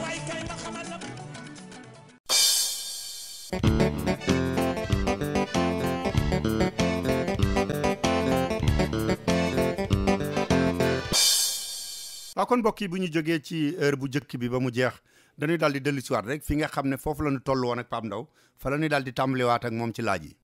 waaw Pape ba tey bu ñu dellusee Sénégal la ñuy waxaat toujours ci mbirum wàllu koom-koom waa ji nga xam ne moom la ñu wax Dangote te mu taxaw leen cimenterie bi te amoon béjoo ci mbiru suuf si ak waa kër sëñ Mansour ak waa kër sëñ Saliou nee na léegi dafa bëgg a dugal loxoom ci sukkar si itam. waaw moom day loolu la wax tonte nag fi mu nekk nii mbir mi diggante suuf seeg usine booba moom féeteegul boor wala boog féete na boor ci wàllu yoon parce que nee nañu ko moom moo jàppul dëgg waaye am na ñoo xam ne ni dañu doon wax naan mi ngi jéem a def i pexe pour waxtaan ba juboo ak ñi nga xam ne bii ñoom moom suuf yi ndax mu mën a wéyal loolu sotteegu fi mu nekk nii mi ngi wax nag léegi waxu nu mu dugalee loxoom ci njaayum suukar wala ndefarum suukar fii ci suñu biir réew ndax bul fàtte ne Dangote moom moo yore suukar bi fële ca nga xam ne bi moo di réewam ci Nigéria waaye nag nee na dafa bëgg daal di indi benn base fii ci suñu réew di Sénégal loolu nag ñu ngi ko nangoo ci kaddu yi ki nga xam ne bi moo di Abdoulaye Souley mi directeur général de société Dangote bi toppatoo mbirum suukar bi foofee nee na nag moom fi mu nekk ni tey am na matuwaay yoo xam ne yi war na koo mën a waxtaan ak ñu fekk nguur gi wala war koo mën a waxtaan ak ñi nga xam ne bi ñoom ñoo yittewoo suukar pour wan leen ne moom naa mën a doxal suukar fii te bu ko fi indee tamit dana nekk suukar bu mucc ay boo xam ne danañu ko mën a jënd ci loo xam ne ni tey na du teeng lool loolu nag bul fàtte ne tey daam baabu Dangote bokk na wala moom dañuy wax ne mooy ñaareelu raffinerie bi nga xam ne bii moo gën a rëy ci àddina bi di jox suukar Nigéria ko waxoon waaye di jox suukar it réew mu demee ci Gambie wala réew mu demee ni ci Mali Ghana ak Burkina Faso kon daal fi mu nekk nii tey jii Dangote dafa bëgg a yokk ci limu réew yooyu ma la doon tuddal léegi Sénégal di sunu réew dana sotti wala du sotti li ci kanam rawu li gët waaye mbirum suukar day moom li jëm di ko fii jafe na lool.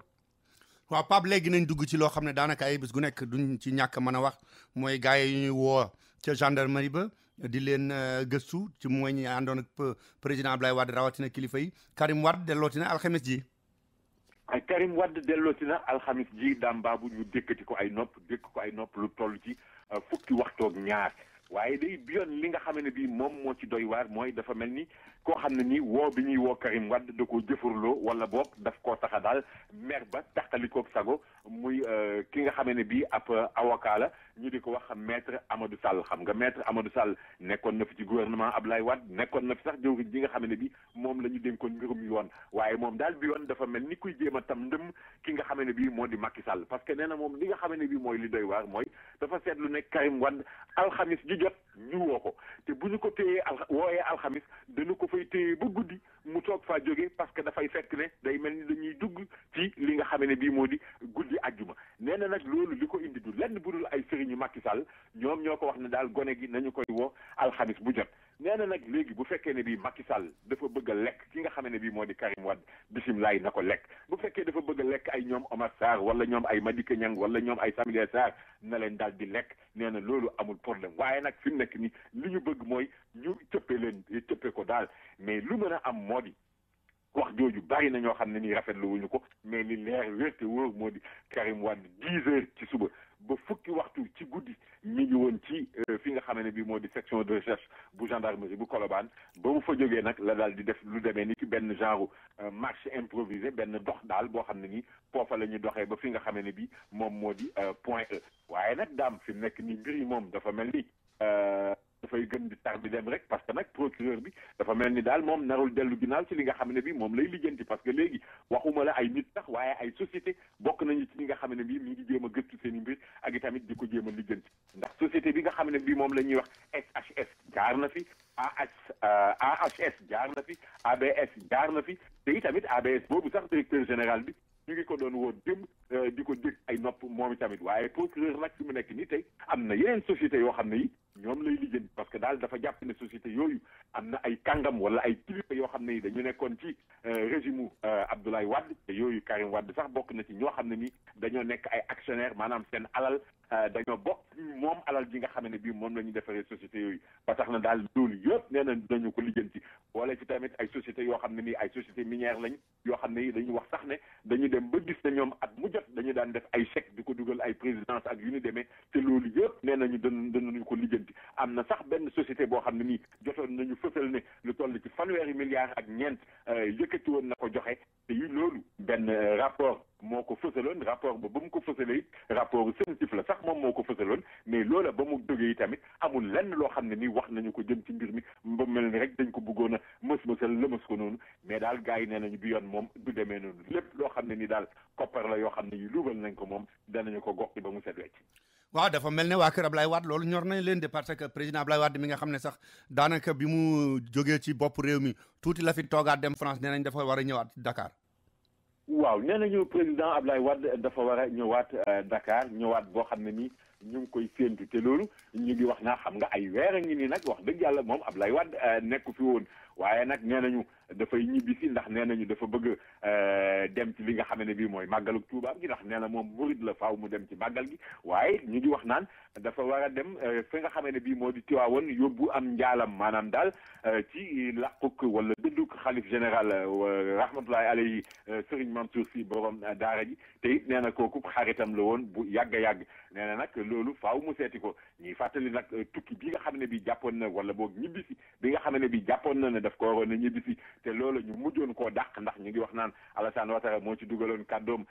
te gars yi doon bàyyi noonu mel ni moom moo ci dugaloon boppam te nee nañu waa PDS ñoo ci doon wax ak yu ni mel mais en tout cas daal moom nee na mi ngi dellu si te dellu si bii nga xam ne bii dina ko dellu si tamit bul fàtte ne am na temps mu doon wax ne faaw mu ñëw nag xool ni nga xam ne bii noonu la ñu bëgg a def doomam ji ak yenn jafe-jafe yi daal faaw mu daal ñëw yëglu daal ñu xam ne mi ngi fi lu ci mën di am daal mooy comme góor gi moom nee na dana dellu si daam te ci jamonoy màggal lay toll xam naa du ñàkk nañu xaar ba màggal gi weesu rek ba xam nag après lan lay wax wala yi tamit ndax dana yëkkati kàddu wala jéem a jëf ay mbir balaa màggal gi li ci kanam rawul yi bët xam naa bu dee yëkkati kàddu de du ñàkk mu war a tontu ki nga xam ne moom moo ko fa andi woon jox ko Dakar dem dikk muy Christian Salvi kooku faatu na waaye daal ndekete moom bi mu daataan génn bitim réew daal dafa am ay batale yu mu bàyyi woon ak nit ñu génne ko mun di coow lu rëy waaye non ay bataaxal yu bari daam baabu bataaxal yu bari yoo xam ne yi boo ci xool dafay mel ni rek yaram dafay daw parce que am na benn lettre boo xam ne nii moom Christian Salvi daf ko bindoon ki nga xam ne bi moo di Karim Wade mi ñu doon wax léegi Karim Wade nekk doom ci Abdoulaye Wade waaye it nekkoon fi jëwriñ yu bari woon ay ndombo tànk ci gouvernement papaam di ko wax naan ci lettre boobu daf ci doon wax Karim Wade naan ko dégg naa ne jàpp nañu ki nga xam ne bi moo di Alpha Zongo Daaf directeur administratif et financier bu Dakar Dem Dikk ak i tamit Aminata Ndiaye mi nga xam ne bi mooy chef service affaires juridiques te i tamit muy wax ne rek loolu dafa nekk ay jàpp yoo xam ne bu ñu koy seet teguñu ko ci yoon parce que nee na ci atum 2008 Dakar Dem Dikk dafa toll woon ci jamono joo xam ne ni dafa ñàkkoon koppar ba tax nag bés bu jot oto yi doon paan ay Sandaga la ñu doon dem di def ay taf yëngal pour jéem a jënd ay pièces détachées yu ñu réparé oto yeeg yooyu nee na nag loolu bi nga xamee ne bi ci la am ci la ñu demoon daal ba ne société bi da doon def ay affaires te du def ay passation de marché wala du def ay appel d'offres rek affaire yu ñu demee mais nee na loolu am ba nga xamee ne bi jënti nañu ko xool gis ne société bi ni mu doxalee amul lenn lu lëndëm wala lu nekk ak jublang wala njuuj ak yoo xam ne dëkk duggoon la ñu daal di jëloon affaire bi daal di koy classé mais bi nga xamee ne bii ñii dañoo daal di ñëw nag ñoom tamit indi ay mbir la ñu daal di yëkkatiwaat mbir yi ba mu ne nag juge bi ci boppam sax ne woon na dafay bind mandat d'arrêt jagleel ko moom Christian Salvi parce que dafa jàppoon ne déjà daaw na dem bitim réew mais nee na bi juge bi gisee ne moom Christian Salvi mi ngi ci biir réew mi la daal di xamle ne nag ne moom mu leer na ko ne balaa yàgg danañu ko teg loxo te itamit mbir ya noonu la demee woon fekk boobu nag mu doon sàkku ci tamit Karim Wade mu wax ci woy juróom wu góor bu ko defee ñu lijjanti ni nga xamee ne bi mbir yi noonu la demee mais yemul foofu rek Christian Salvi génne na beneen lettre boo xam ne ni tamit daf ko bind kii di Macky Sall doon ko wax naan ko daal man dama bëgg nga bàyyi xel li nga xamee ne bii laa lay wax te itamit bu ko jaree nga daal di may audience ma daal di mën a ñëw toog waxtaan ak yow bu ko defee am mbir yu bari yoo xam ne danaa la ko mën a leeralal bokk na ci yi nga xam ne bii daf ko doon wax nag di wax naan ñi wër Ablaye Wade wala Ablaye Wade ci boppam sax bokk na ci ñi nga xam ne bii ñooy ñi nga xam ne ni ñoom dañu ko war bokk ci tamit ku demee ni ki Farba Senghor mi nga xam ne bii moom moo fi fabriqué woon ay syndicalistes yu demee ni ki ay Cheikh Diop ñooñu nga xam ne bii ñaag ci ay waawi Ablaye Wade lañ doon wéy ñu di ko jéem a indil ay jafe-jafe moom dem na ba xam ne ci lu leer Farba Senghor da doon jox ay koppar nit pour ñu indil ko ay jafe-jafe di wax nag naan ki nga xam ne bii moo di Macky Sall man jaaroon naa sa kër sax bàyyi fa lu demee ni ñeenti dossiers yoo xam ne yi dama bëggoon nga yër ko bu ko defee balaa ñuy séq waxtaan ndax dana ubbi sa bopp ci lu bari benn bi nekk ci Dakar Dem Dikk premier projet bu président Abdoulaye Wade benn bi nekk ci annexe yi de 1 à benn ba fukk beneen bi nekk proposition pour nu ñuy suqaliwaatee li nga xam ne bii moo di kër gi di Dakar Dem Dikk beneen bi di benn dossier boo xam ne ni ay échantillon la rek yu mu jël ci lu toll ci téeméer ak juróom-ñetti lettres yoo xam ne yi daf koo bind kilifa yi gën a mag réew mi boole ci président de la République waaye lettres yooyu amul benn boo xam ne ni mos nañu ko cee tontu nga gis ne rek Christian Salvi day doonte génn na àddina daam baabu dafa fekk ne mbir yi moom li nga xam ne nii moo ko doon yoon ba ñu mujjoon ko téye denc ko laataa muy amaat bàyyi nëgandiku mel na ni daf ko xamoon wala boog dafa bëggoon a leeral gis ne daal moom dañ ko bëggoon a def li ñu naan nañu ko patamee rek sëf lépp ci boppam mais loolu la du loon nangu ba doon nettali benn bés boo xam ne ni ndeysaan da doon génn pour bëgg a tukki dem France ñu ne ko doo fi bouger mètre te aéroport ba la ñu ko kifine ba aérocaam bi ñëw fekk na avion ba mujj naa dem ba mu doon seet sax nan lay defee pexe xëy na ba bañ a ñàkk billet Air France am boobu nga xam ne ni noonu la naroon tukkee nga gis rek daam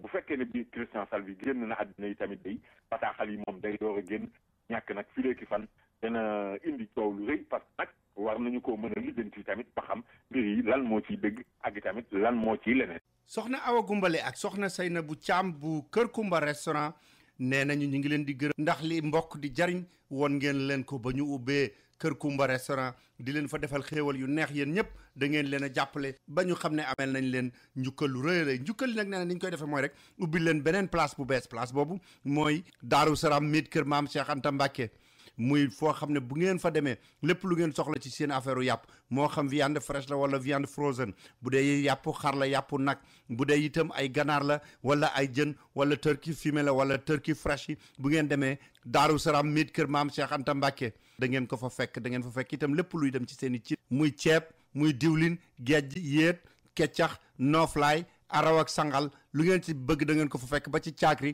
ak soow te it nag dañ leen koy délivrer fépp fu ngeen ko bëggee kon nag bu ngeen lekkee ba suur ci Kër Kumba restaurant la ngeen war a toggee ji après dem leen Daaru Salaam miit kër maam Cheikh Anta Mbacké mi ngi nekk ci 117 West 116th Street ci diggante 7 ak Lenox Avenue téléphone 646 596 9605 646 596 9605 soxna Awa Gumbale ak soxna Seynabou Thiam nee na ñu ngi leen di ñaanal yéen ñëpp ñi ko jàppale woon ci Kër Kumba ak ñeneen ñi ci des ñëpp. képp ku yaakaar ne expérience am na lu ko mën a wuutu boobu da ngaa demagul Africa Travel Management boo demee Africa Travel Management ba fekk fa Cheikh Diwane Sylla ak expert ya mu àndal da nga xam ne agence boobu rek moo lay wax ne la avion boo bëgg a demee ak fu mu mën a jëm muy South Africa Delta Royal Air Maroc njëg yi gën a yomb ñoo la koy wax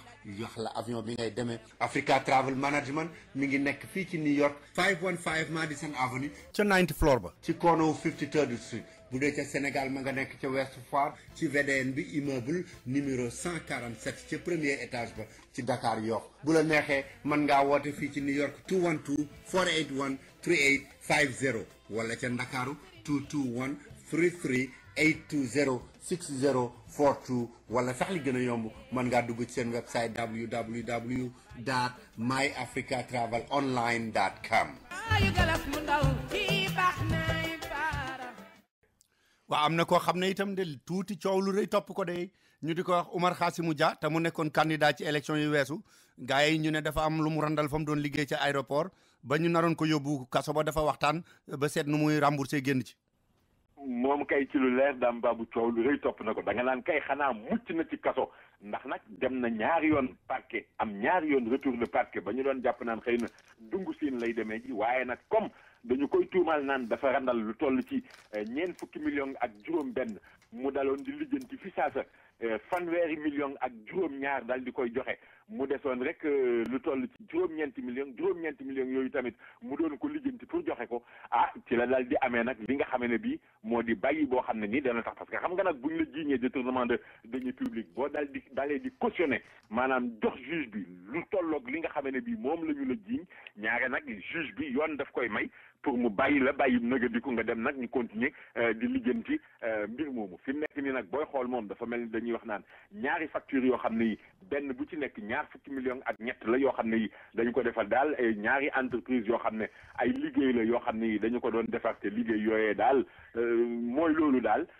ci la ñu ko mujj nag ne nuus ne ko yow kaay ñu lijjanti mbir yi waaye nag mbir yi mujj naa féetee ndi boor ndax jot naa joxe koppar yoo xam ne yi tolloo na ak li ñu koy tuumaal kon fi mu nekk nii enquête bi wala boog mbirum yoon dana continuer ba xam fan lay mujj ndax dana koy tegi daan gëm ne li ñu koy tuumaal moom moo ko def xaalis bi mu joxe ñu teg ci loxo xëy na alamaan mën na ko cee fekk wa illa ñu ne kii la ñu ko doon tuumaal kat defu ko kon li nga xam ne bi jotoon na ko joxe ñu delloo ko nag mu lew ko doom waaye loolu du ñun ñoo koy lijjanti yoon moo koy toppatoo danañ ko topp ba xam fu muy mujj. waaw xam nga yoon itam mi ngi doon toppatoo li xewoon ci Léona ci Niassène ci diggante taalibe xalifa bi ak xalifa Niass dañu ne taalibe dañ ne sëriñ bi ci boppam sax fi mu ne ñu ngi ko doon dénkay nopp. waaw ndax xam nga dañuy wax naan dañoo dal ci kër benn auberge boo xam ne Ahmed Khalifa moo ko moom dal di koy taal loolu sax ñu ngi wax naan am na ñaari doomu xalif bi yoo xam ne yi ñoom ñoo ci bokk ba ñoom sax dañu leen a teg loxo ñu ngi sa kasob Kaolack jamono yi ñu toll waaye nag dañu ne juge bi nga xam ne bii moom la ñu dénk dossier bi moom ci boppam moo ne daal mbir yi pour mu leer du am lenn loo xam ne ni lënt na ci moo tax nag mu ne woon moom faaw mu daal di dem daal di dékk ay nopp ki nga xam ne bii mooy El Hadj Ibrahima Niass di xalif bu Léona Niassène waaye nag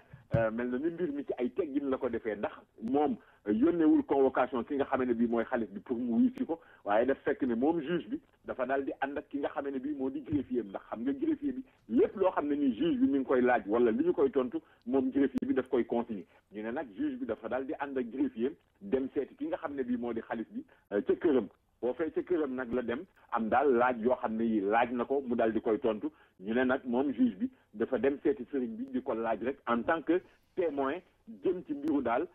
hôtel bi nga xam ne bii dañu ko yàqate te hôtel boobu rekkam ji nga xam ne ni moom la ñuy wax Ahmed Khalifa Niass moom moo ko moom daam loolu itamit ginnaaw ba mi ngi ci yoon nañu ko bàyyi xel rek topp ko moom itamit. waaw Robert Sagna itam mi doon jéem a wut jàmmoo diggante Sénégal ak waa MFDC nguurug Sénégal ak waa MFDC ba ñu ne moo tax ñu bàyyi woon soldat suñ fa téewoon otage dafa am ñu koy tëkku. waaw dañ koy tëkku Dame Babou tey parce que ñi koy tëkku dañu ne daal Robert Sagna jamono ji ñu toll ni nga xam ne bi moom lay doxalee daal dëppoowul ak ni nga xam ne bi noonu la waroon doxalee te dañuy jàpp ne ñi koy tëkku ñenn la ñoo xam ne ni dañoo bokk ci MFDC wala ñenn la bokk ñoo xam ne nii dañoo amee ay ngànnaay nekk ci biir Macky bi ñu ne nag fi mu nekk nii ñoom li ñuy lijjanti di ko doxal ak di ko toppatoo ñoom dañu leen cee beddi boolewuñ leen ci mu mel ni daal ñoom dañoo mer moo xam ne nii li ñu leen boolewul ci mbir yi ni ñu koy lijjanteeg yooyu moom moo tax te xam nga dañuy wax naan léeg-léeg am na ñoo xam ne nii affaire bi dañu ko def daal benn genre tong-tong wala benn genre naaf boo xam ne nii léeg-léeg ñu lekk ci daal mbaa léeg-léeg ñu teg ci ay diin gars yi nag ñoom bokk na ci li ñuy xultu li nga xam ne bii dañuy wax naan dañ leen boolewul ci mbir mi ba tax nag ñu ne Robert Sagna ñoom danañu jóg ci mbiram seet daal ni ñu ko lijjantee wala ñu sàkkal ko pexe loolu nag Robert Sagna moom nee na tiitalu ko yëngalu ko mais terewul daal ñi nga xam ne bii ñoom ñooy toppatoo mbirum kaaraange wala ñoom ñooy toppatoo lenn ci biir réew mi ñoom dafa mel ni daal mbir mi dañu ko bàyyi xel parce que nag bugguñu ko wacc mu demee noonu ba tax na fi mu nekk nii Robert Sagna moom dal nañu renforcer dispositif de sécurité bi autour de lui maanaam daal wutal nañu ko lu demee ni ki ay garde corps yoo xam ne danañu koy jege di xool ay duggam ak ay génnam ak itamit di jéem a seet daal parce que mel na ni tëkku bi nga xam ne bi moom la ñu koy tëkku gars yi nee nañu daal jarul woyofal jarul yolomal nañu ci bàyyi xel daal ndax aar ko musal ko. waaw defe naa ne Amath Dansokho moom de bu gars yi amoon mënoon ci moom menn pexe danañu weesu tëkku waxati na lu rëy a rëy nee na daal ñaari nit yoo xam ne ci jiite woon nguur gi jege président Abdoulaye Wade la ñu woon junniy milliards ak ñaar téeméeri milliards lañu la topp ba xam fuñ ko rënk ji ca Paris. moom kay daam lim bi xaw naa gën a duun sax parce que booy xool ñaari junniy milliards yu teg ñaari téeméer la wax te tamit loolu nee na ñaari kilifa yu mag yoo xam ne yi ci nguuru Ablaye Wade la ñu bokkoon ñoom ñoo lubal xaalis boobu parce que nag nee na ñoom moom loolu mi ngi ko xamale sax ci benn réunion boo xam ne nii bureau politique bu PIT di parti moo ko doon def ndax xam nga moom jiiteetul parti bi waaye ba tey moom mooy président d'honneur bi ci la xam leen nag ne moom déjà ci atum 2008 xam nga loolu déjà mi ngi bëgg a amee at parce que toll na ci ñeenti at déjà mi ngi wax nan kenn ci ñaari ngóom yooyu mi ngi làq lu toll ci junniy milliards yu teg juróomi téeméer keneen ki moom moo làq lu toll ci juróom-ñaari téeméeri milliards loolu nag boo ko boolee mboole seen mu nekk ñaari junniy milliards yu teg ñaar téeméer loolu nag moom mi ngi ko xamle ci jamono joo xam ne nii fi mu toll nii ñu ngi def ay enquête di jékk gars yi nopp di seet kan moo luubal ak kan moo yóbboo kan moo yóbbuwul parce que ñu ngi wax naan war nañu mën a delloo si xaalis boobu xam nga nag bu fekkee ne ni waa forum civil ñu ngi doon xayma naan war nañu mën a delloo si ñeenti téeméeri milliards yu teg juróom fukk Amath Dansokho di waxu ñaari nit yoo xam ne ñoom ñaar rek ku ci nekk yore na ñaari junni ñoom ñaar kon yore nañu kaaw nañu lu toll ci ñaari junniy milliards yu teg ñaar téeméer xam nga nag loolu nekk na xaalis bu jéggi dayo tuddul nag ñan la waxul seen tur carrément daal mais nee na ñaar la ñoo xam ne nii ci gouvernement Ablaye Wade la ñu bokkoon koppar yooyu nag daam baabu moom bu ñu ko delloo si woon ci réew mi defe naa ne li muy mën a lijjanti ci ay projet dana bari lool dana it mën a régler problème yi bu baax a baax a baax. waaw xanaa ndax boog loolu moo tax ñu ne ministre bi nga xam ne moo yor mbiru xaalisu réew mi nee na daal moom am na ci yaakaar bu baax ci xaalis yu ñu nar a nangu ji ci li ñu nar a tabax ci Sénégal mais Pape dafa am yeneen gars yi itam yuñ doon jiiñ naan dañ doon fayeeku ci gouvernement bi di fayeeku ci ONAS office national de l'aménagement du territoire l'agence nationale defe na ñu ne directeur bu bees bi leen feeñal dafa dem mënagul a dugg bureau ndax dafa fekk ay fu nekk ñu rënk fa ay téere. waaw kooku day moom xam nga daam mbir mi dafa doy waar nag parce que daal ñi nga xamee ne bii ñoom ñoo ñëwoon doon defaraat bureau bi ak defar mbir yooyu ñoom ñoo ñëw daal bi ñu nga xamee ne bii dañu doon jéem a décaper maanaam di defaraat dër beeg ak a seet yëf ci la ñu fa génnee li mu téere boo xam ne nii daanaka nee nañu bu ñu ko peese woon ëpp na téeméeri kilo ci ay téere lii ay béjjén lii ay laar yu ànd ak ay petaaw ay morceau yu xonq ak ay seetoog lu nekk ba tax na nag fi mu nekk nii gars yi ko doon génne sax am na ci ñoo xam ne nii dañu ko doon ragala laal ak yu ni mel ba tax na nag directeur bi fi mu nekk nii moom nee na day waxul ne du liggéey de waaye bureau bi moom fi mu ne nii daal dina ko jéggalandi ba ca kanam ndax daal li nga xam ne bii gis na ko du caagee daf koo tiital wala daf koo ragal waaye daal seet nu ñu ko mën a lijjantee wala boog nuñ ko togtalee mooy gën donte nag am na ñoo xam ne ni dañuy wax naan moom bu dee ab liggéey la woon nit comme liggéey bi moom feeñ na ba ay bët tegu ci ay làmmiñ di ko tudd nañu jàpp ne rek liggéey yooyu toj na nga gis ne daam baabu maaman yi fii ci suñu réew moom nañ jàpp ne rek seen traite tey la gën a neex. Mohamed bi City White car repair bi nekk ci 250 East 137th Street between 7 and Ryder moo dellu si di leen fàttali ne ba mu leen yàggee taxawu seen oto fu mu paane yàgg na lool te bànneex rek la ngeen ci am oto bu ngeen mën a am moo xam yu yàgg yi la moo xam Toyota yu bees yi la bu mu mën a doon lu ci mën a yàqu dem leen ci Mohamed bu City White Car Repair mu taxawul leen ko ratif daal leen koy defal ca na mu gën a baaxee ca njëg yooyu mu gën a bëgg mécaniciens yi man ci dëkk bi ñoom la fa dajale moo xam doomi réew mi lañu moo xam ay doomi Afrique yu fi nekk la Mohamed bu City White Car Repair nee na lu ngeen ko fa indil muy 24 heures sur 24 te du tëj benn bis du tëj wenn waxtu lu ngeen am rek lu ngeen bëgg a def lu seen oto moo xam lu paan la moo xam oil change la moo xam frein yi ñuy defaraat la dem leen seeti Mohamed bu City White Car Repair mi ngi nekk ci 250 East 137th Street ci diggante 3rd Avenue and Ryder téléphone 718 401 2959 718 401 2959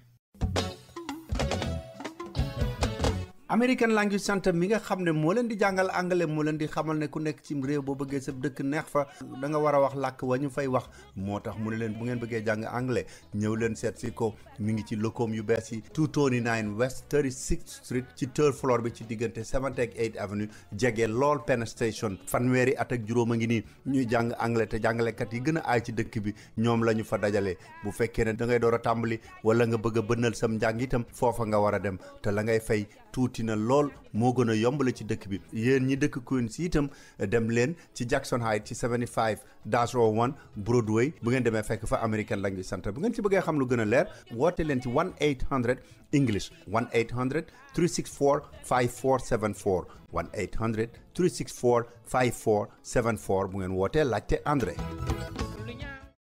waa Pape xanaa maaman yooyu waa kër Balla Gaye jotuñu fa woon jaar ci ñoom ndaxte Balla Gaye xale bi ñu doon wax naan daf ko dóoroon nag xaw ma lan la woon ak kooku daf ko doon yooxu mu def lu ba ñu yaakaaroon ne sedd na sax Balla Gaye mujj nañ ko condamné avec sursis. waaw Balla Gaye day gàll nañ ci doon dem ñetti weeri kaso waaye nag du ko tëdd ndax sursis la ñu ko def te xam nga Balla Gaye mi ngi jàkkaarloo woon ak juge bi ci tribunal départemental bu Guédiawaye dafa xaw a am chance sax mën nañoo wax ndax parquet moom juróom benn weeri kaso yu mu dul tëdd sax xëy na la doon wax mais ñu ak téeméeri junni ak ñaar fukk ci wàllu ndàmpaay mais tribunal bi mu ngi mujj wax ñetti weeri kaso yoo xam ne yi du ko tëdd ak téeméeri ak ñaar fukki junni ci ndàmpaay xam nga loolu nag ginnaaw boo xam ne bii dañ jàpp ne agression wala coups et blessures volontaires yi ñu ko doon tuumaal moom moo ko def ndax dafa am jamono moom Balla Gaye romb ay xale yoo xam ne yi dañu doon naan seen ataaya bi ñu rombee nag bi mu leen rombee di dem am ci ñoom kenn koo xam ne wi moom dafa jékki-jékki rek di yuuxu ëmb moo ko yor comme pour dire ëmb seen moo ko yor mel ni nag Balla Gaye ba mu déggee wax jooju xam naa yaramam daal di tàng mu jàpp ne rek gone gi daf koy kókkali mu daal di ñëw mel ni moroomu mbërëm la jàkkaarloo woon am nu mu jëflante gone ga te xam nga ne doole yemul xale ba nag ba mu gisee loolu ak moom ak i mbokkam ci la ñu daal di dem daal di koy kalaame mu mel ni nag kalaame boobu ñu ko kalaame woon ñoom jox nañu gone ga dëgg ndax Balla Gaye gàll nañ ci dem wax naa la ko léegi ñetti weeri kaso du ko tëdd waaye ñaar fukki junni yoo xam ne it dana ko joxe ndàmpaay mu mel ni nag gars yi bu ñu amee seen i kurpeñ nañ koy denc ba dugg ci làmb ji moo gën ñu di ci joon ay gars yoo xam ne xëy na ñoom kurpeñ xajul ci ñoom ndax dañoo mel ni man daam. waaw Pape li ñuy daaneele man dafa am loo xam ne kuréel gu ñu wax ne fii la nekk ci Amérique ay jigéen yu organisation pour la bonne gouvernance xanaa dal yu mel noonu ñu ne dafa am xew wuñ doon def ba jox Aby Ndour xaalis pour mu wutal leen saal ba fi mu ne ñu ngi koy yóbbu tribunal ñu ne fii ci Amérique gi la xewete man yëguma ko gis nga loolu xabaar boobu loolu de ci seen réew moomu la ñu wax la amee waaye nag fii ci sunum réew la ñu koy lijjantee ndax dañuy wax naan Aby Ndour de moom la am kuréel goo xam ne ni ci nasaraan sax ñu ngi koy wax organisation africaine des femmes pour la bonne gouvernance ci gàttal ñu naan OAWG ñoom ne nañu kuréel googu ci seen réew moomu la nekk rawatina ci New York ñu ne daal ñoom ñoo porte plainte Aby Ndour ndax dafa luubal lu toll ci seen ñaari junni yu teg juróomi téeméeri dollar xam nga nag loolu boo koy xool mel na ni war na toll ci suñu xaalis ñaari millions yu teg téeméeri junni maanaam 2,5 millions ñu ne nag ñoom dañu jàpp ne dafa am benn forum boo xam ne ni dañu ko waroon def fii ci suñu réew ci ndorteel atum 2013 mi ñu ne nag loolu Aby Ndour ci boppam la ñu bëggoon mu doxal leen ci ay jéego ndax mu wutal leen ci daal benn salle boo xam ne ni danañu fa mën a def mbir mi bi ñu waxtaanee ak moom ba juboo nag ñu jàpp ne loolu yëpp ñu ngi ko war a mën a lijjantee ci lu toll ci juróomi junni dollar maanaam $5,000 mu nekk kon ñaari millions yu teg juróomi $2,500,000 ci suñu xaalis. waaw alors loolu lañ ko waroon a mën a lijjantee ñu ne nag bi ñu waxtaanee ba pare ñu ne dañu waroon a joxe lu toll ci $2,900,000 alors ñu joxe woon tamit benn compte boo xam ne ni ci la ñu waroon verser xaalis boobu mais bi ñu versé xaalis bi nag toog lu yàgg yëguñu dara dégguñu dara gisuñu daal fu yëf yi yëngoo ci la ñu daal di relancer Aby Ndour ba nga xam ne ni nag ñi jot a fësal xabaar bi sax ñu ngi wax naan ñoom bi ñu jokkoo ak Aby Ndour weddiwul mbir mi moom nee na naam gars yi versé nañu ci compte am $2,500 mais dafa fekk ne li ñu waroon versé ci compte bi $2,900 la woon nee na moom comme $2,900 yooyu motul loolu moo taxoon jotagu ci woon jéem loo xam ne ni daal benn jéego la waaye nag nee na tey jii bu fekkee ne bi gars yi dañu bëgg mu delloo leen li nga xam ne bi moom la jotoon a versé amul benn problème lu war a mën a nekk la waaye nag faaw mu dindi ci li nga xam ne bi moom mooy frais yi mu jot a def ci wàllu publicité ak li nga xam ne bi jot na ko jël ci wàllu transport ak yu li demee daal faaw ñu dindi ko ci ba pare la nga xam ne bi moo ciy des nag mu delloo leen ko parce que moom dafa jàpp ne $2,900 la ñu waroon fekk ci wàllu avance parce que avance bu wér moo doon tax mën a commencé yëf yi mais nag comme avance boobu motul li nga xam ne bi moom la ñu waxoon moo tax mbir yi demee noonu kon nag buñ bëggee mu delloo leen seen koppar mën naa ne waaye faaw mu dindi ci frais publicité yi ak transport yi dambaabu. waaw Pape kon xam naa ne comme nee nañ fii la xewee ci New York ñun daanu ko jéem a gëstu ba xam balaa suñu émission alternée bi ba xam loolu nu mu demee. mu ngi noonu loolu foofu laa bëggoon daane léegi yow nag ne la comme nee nañu mbir mi ci sama réew la xewee moom. waaw defe naa ne yaa gën a jekk. daañu ko gëstu incha allah ko daal ba am ci lu leer bu ko defee ñu nit nga ubbi ci suñu bopp. daañu ko gëstu baax na Pape Ndaw maa ngi lay gërëm di la sant bu baax. te di la wax nag yow it kon fa bonne fête de Noël parce que altine ji la diggante bi duñ fi jot a wax altine ji la de nga gis nag ne daam baabu xanaa lenn loo xam ne it mën nañ ko ci toftal gis nga gars yi nga xam ne bii ñoom it dañu doon jéem a dugg ci lu seen yoon neewul naan addina ñaar fukki fa ak benn ci weeru décembre wii lay tukki day defe naa ne mën nañoo jàll ci leneen wala indiwaat weneen xewet ndax nag tukki bi àjjana moom tukki bi àddina defe naa ne borom bee ko moom. waaw man de yooyu sax déggoon naa ko mais dem comme daal dama yaakaaroon ne peut-être ñu bëgg a siiw la rek jaruma waxuma woon sax lu ci waaw voilà teew moo ne naan sama ataay wax dëgg yàlla jërëjëf Pape Ndaw jërëjëf. baax yaay soor bu Modou Wade moo ëndeeti ak ay cosmétiques yoo xam ne yéen jigéen ñi déglu leen bu baax France la ñuy jógee François Bedon ya gaam ba dafay mat sëkk lait de corps lay àndal ànd ak saaboom ak gaam ba dara du ca manqué lait yi nga xam ne vitamine E la ak sérum ba yépp bu ngeen demee fekk ko fa ak diwukaay yi nga xam ne carotte lañ ko defaree bu dee kii ay plus itam lait de corps lay àndal ak sérum bu ñu defaree carotte ak lépp ca saabu ba ca parfum ba dara du ca manqué rose white ya gamba day mat sëkk moom itam baax yaay soor kër Modou Wade bu ngeen demee fekk fay déodorant ay andi cuuraay ak këriñ la ngeen koy lakke sax ma nga fa marakis yi nag spécial la leen ciy defal boo jëndee ñaari paire dañu lay wàññi lu baree bari cassette ya boo jëndee ñeent ñu may la benn yéen ñi nga xam ne jigéen ñi seen ensemble dàll ak saak ak yamuy àndal yépp ak bijou ak montre bu ngeen demee fekk ko baax yaay soor kër Modou Wade bu ngeen bëggee fay seeni bill Sénégal itam wala ngeen jënd carte téléphone yoo xam ne $10 yi 60 minutes lay doon dem leen baax yaay soor kër Modou Wade bu ngeen nekkul ci biir New York wala jot si wu leen bu ngeen wootee danañ leen ko mën a deliveril woo leen Modou Wade ci 347 294 6868 347 294 6868 wala ngeen woote baax yaay soor fekk fa maamu ci 212 866 5616 xam ngeen ne Royal Air Maroc lu mas a nekk seen yitte daf ci taxaw lu ngeen ko laaj dana ci def la mu mën moo tax ba ngeen ko ne na vol yi yokku ba dem bi yomb da koo yokk Royal Air Maroc am na ay vol yu bari yoo xam ne day jóge fii ci New York di dem ci lu mat daanaka fanweeri réew ci Afrique te nag Royal Air Maroc bi yéen leen di jaay na muy yombe kenn du leen ko mën a wax te nag bu ngeen duggee Royal Air Maroc bu ngeen wàccee ba Maroc dem Casablanca soxlawu leen visa man ngeen a génn doxantu ji jënd seen i marchandise seet dëkk ba door a déparaat te nag Royal Air Maroc ña fay liggéey seen i bokk lañu yéen a bokk aada xam li ngeen bëgg ak li ngeen di bañ kon nag bu ngeen di tukkeeti dem leen fa mu gën a yombe te gën faa baaxe muy Royal Air Maroc laaj leen ko seen agent de voyage wala ngeen woote 1-800 344 6726 1-800 344 6726 wala ngeen visiter seen website royalairmaroc.com. ni ñu leen ko waxee woon ci njëlbéen gi dañuy ñëw ak yéen ci lu gàtt rek ci li nga xam ne moom la ñuy waxtaanee ci li nga am gën a am solo fi mu ne ci politique gu Amérique li ñu ci gën a jàpp mooy xam ngeen ne ay bis ngi nii gouvernement bi muy président Obama ak i nitam ñu ngi négocier ak républicains yi nga xam ne ñoom ñoo jiite chambre des représentants bi ci congrès bi rawatina kii di John Boehner li nga xam ne nag moo xew dafa fekkoon ne am na loi boo xam ne dafa wax ne buñ ko soppiwul ba 1er janvier képp koo xam ne da nga nekk ci réew mi te doon fay taxe sa taxe dana yokkuwaat ndaxte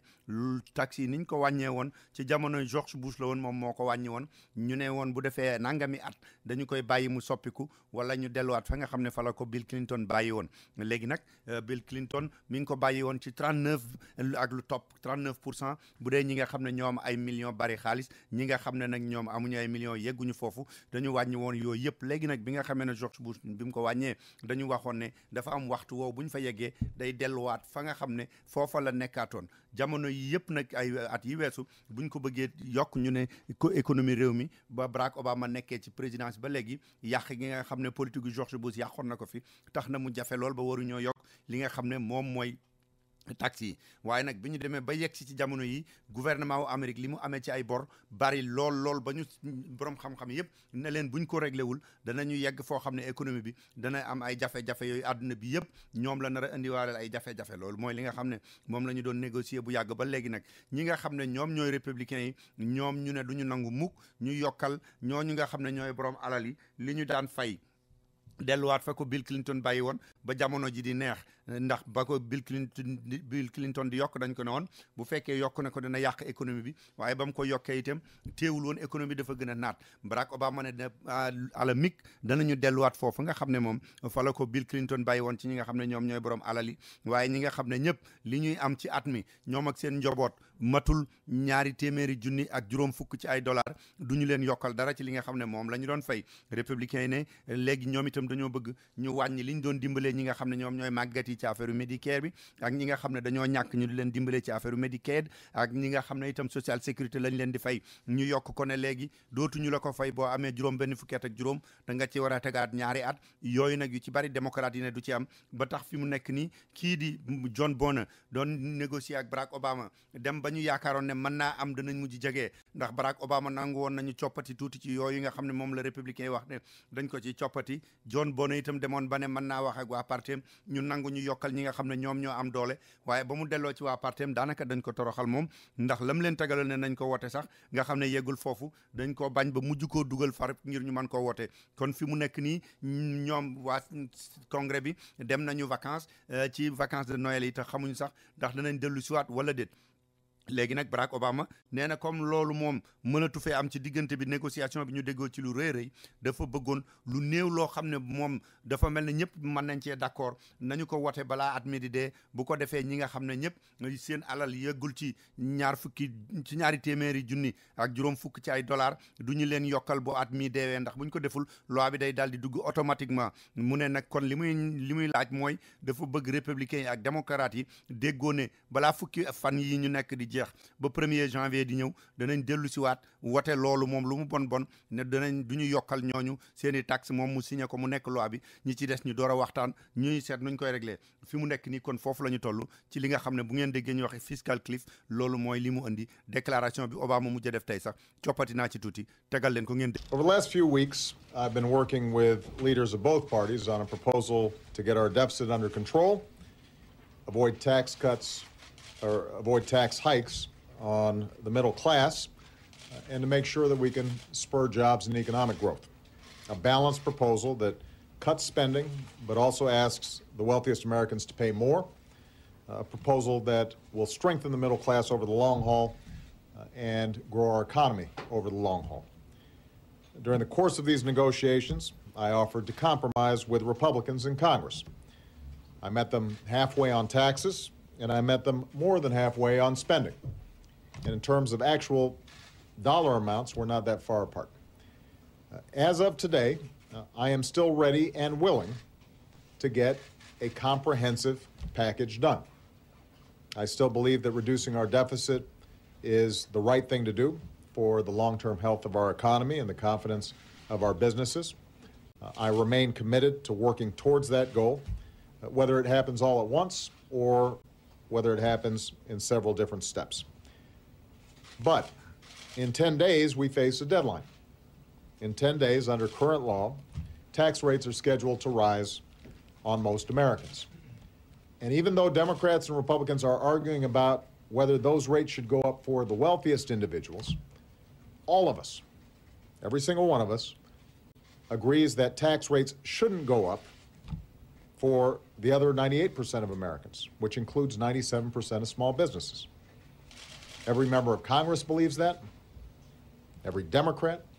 every Republican. So there is absolutely no reason, none, not to protect these Americans from a tax hike. At the very least, let's agree right now on what we already agree on. Let's get that done. I just spoke to Speaker Boehner, and I also met with Senator Reid. In the next few days, I've asked leaders of Congress to work towards a package that prevents a tax hike on middle-class Americans, protects unemployment insurance for 2 million Americans, and lays the groundwork for further work on both growth and deficit reduction. That's an achievable goal. That can get done in 10 days. Once this legislation is agreed to, I expect Democrats and Republicans to get back to Washington and have it pass both chambers. And I will immediately sign that legislation into law before January 1st of next year. It's that simple.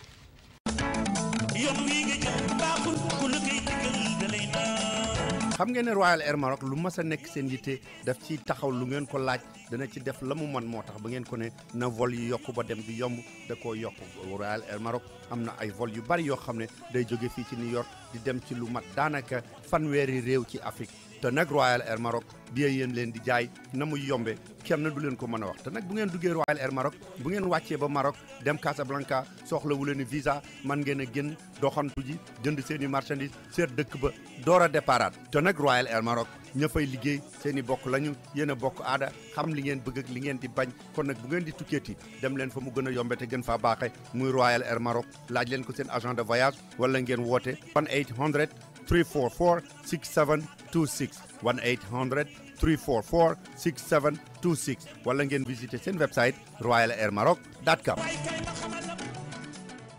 waaw kon mbokk yi balaa ñuy dem ci yi nga xam ne mooy yëgle yi la dañu bëggoon seq ak suñu mbokk Serigne Bassirou Fall waxtaan ci li nga xam ne màggal gi comme le premier bii la fas yéene am ñu jéem a seet nu ñu mu waxtaan ak moom ci naka lañ koy waajale communauté bi lan lañ décidé ak lan mooy xew fii ba ñu yegg ci màggal gi sëñ Bassirou.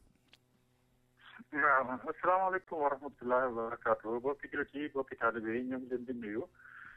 ci turu Seydil Mokhtar mi nga xam ne bii mooy xalifa Serigne Touba bi fi nekk santaane màggal gi te woote ko santaane itam mboolem taalibe yi fi ñu mën a nekk ñu fàttaliku baat bi nga xam ne bii moom la Serigne bi waxoon ci événement bi nga xam ne bii moo amoon ci waa jëlam jóge Mbàkke Bari jëm ci liggéeyal yonent bi sallallahu alayhi wa sallam mu di loo xam ne lii xëy na digganteem ak yonent bi la sallallahu alayhi wa sallam ak digganteem ak boromam bëgg gu ñu ko bëgg a liggéeyal ay jaar-jaar yu mu war a jaar ci dundam loo xam ne lii war na ko dox digganteem ak boromam ba suñ borom nangul ko moom war cee tàbbi ndax yàlla may ko ci ndam yi mu ko ci may ba tax bi mu ko ci amee mu sant mboolem jullit yi mboolem taalibe yi ñu sant li ko yàlla ci liggéeyam bu rëy boobu loolu nag neex na wane ndax biir nga dugg ci am ci ndam ba àdduna ñëpp xam ni am nga ca ndam koo ko wax ak koo ko waxul sax dina xam ni lii yàlla barkeel na ko lii dund na lii barkeel na loola la ca borom ba ko doon liggéey lu mu ca wax mat na caa jàpp mat na caa def te lam ci wax mooy santale ko yàlla ci bis bi saa su yegg seetee lu ci waay man ñu ngi ko daan faral di limee ci ganaar ba ci gëléem fii ci New York nag ñi kaa baaxoo defee at mu nekk su jubsee dinañ woo mboolem jullit yi mboolem magi taalibe yi mboolem sëriñ si fi nekk ñu ak mboolem jullit yi ci gàttal yëpp rek ñu bokk ko àndandoo ko defe ko ni ko borom waxe woon muy sant le ko yàlla ci bis bi sant fi nag mooy bokk ci li nga xam ne li jaamu yàlla yi gën a màgg sant ci la bokk muy bernde jàng alxuraan jàng xasida salawaatu ala nabi dundal ko bés bi ci jaamu yàlla dundal ko bés bi ndax fàttaliku ko dundal ko bés bi itam ndax jukkale ko ki nga xam ne kii mooy liggéey bu rëy bi ñu ngi ko fas yéene def le premier incha allah muy 18 ci fukki fan ak juróom-ñett ci weeru safar bi ñu nekk war a tolloo 1er janvier ñun ñëpp ñu war a daje ca kër Serigne Touba gi yandu fa dundal ko ba bu jullee takkusaan ba noppi def cérémonie officielle bi woo ci bokki jullit yi ñi nga xam ne bëgg nañoo def témoignage daa ko def ci guddi gi te ñu seetlu ni guddi gi xat na ñu bëgg bu ñu dajee ñu def ko foofa incha allah ñëpp mën a àndandoo dem ci jumaa ji nga xam ne jàng alquran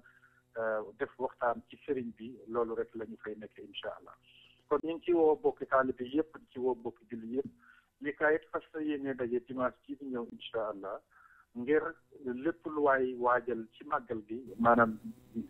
ni koy bisu bii ñuy def émission bi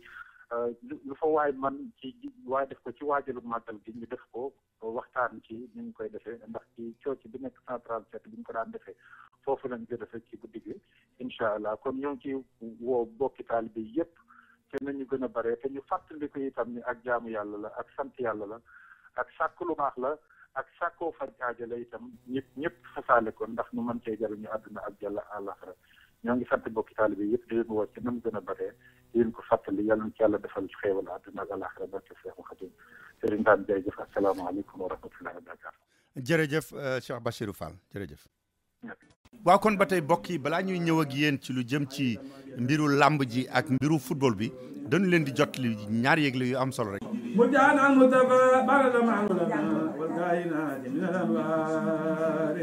ñu di leen fàttali ne sunu mbokk Serigne Malick Khouma doon ànd ak Serigne Damlo Barsen ma nga xam ne moo doon jàngal Serigne Bassirou Mbacké Serigne Malick Khouma moo leen di xamal ne dafa génneeti benn cassette bu bees tax boo xam ne mi ngi koy door a génnee xasaayit yi nga xam ne ñoo nekk ci cassette boobu itam moyen bu ak Barsan ku ne xam ne ne boobu moom du ci mën a ñàkk ak Matlabu Sifa yi képp koo xam ne yittewoo nga CD bu bees boobu Serigne Malick Khouma génne mu am moyen bu am Barsan am Matlabu Sifa yi mën nga koo am ci Matlabul Fawzeyni bu ngeen demee laajte leen Ibrahima Ndiaye wala Matar Lo da ngeen jot bu soobee yàlla ci cassettu Serigne Malick Khouma boobu ñuy wecc ko $0 rek.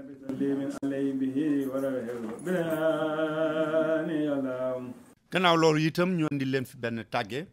Serigne Sidi Mokhtar Mbacké xalif généralu Murit yi Serigne Mamor Mbacké moom Serigne Mourtala imam Bachirou Lo doon doom ci ki faatu imam Mourtala kan ci masjid Touba ci New York Serigne Khassim Mbacké Fallilou soxna si faatu nekkoon bàjjanam Serigne Mbacké Ndiaye ak mag yi bokk ci Mika yëpp ak membre waa Mika yëpp Ibrahima Konté nekk ci New York Ibrahima Cissé nekk ci New York Serigne Bassirou Gaye ak Serigne Bassirou Fall ak waa daayira Daaru Minan yëpp soxna Momi Sène ak waa daayira Maam Jaara yëpp ak soxna yi nekk ci dëkk bi ñooy am naqar ak tiis di leen tàggee seen taalibe seen bàjjan seen yaay soxna Astu Mbacké soxna Astu Mbacké moo doon waajuru jigéenu Serigne Bassirou Lo imam mi nu nekkal fii ci New York soxna Astu Mbacké nelaw na démb ca Touba denc nañu ko démb ca Touba danañu ko ñaanal fii ci kër Serigne Touba gi nag ci alxames ji bu ñu jullee timis ba noppi.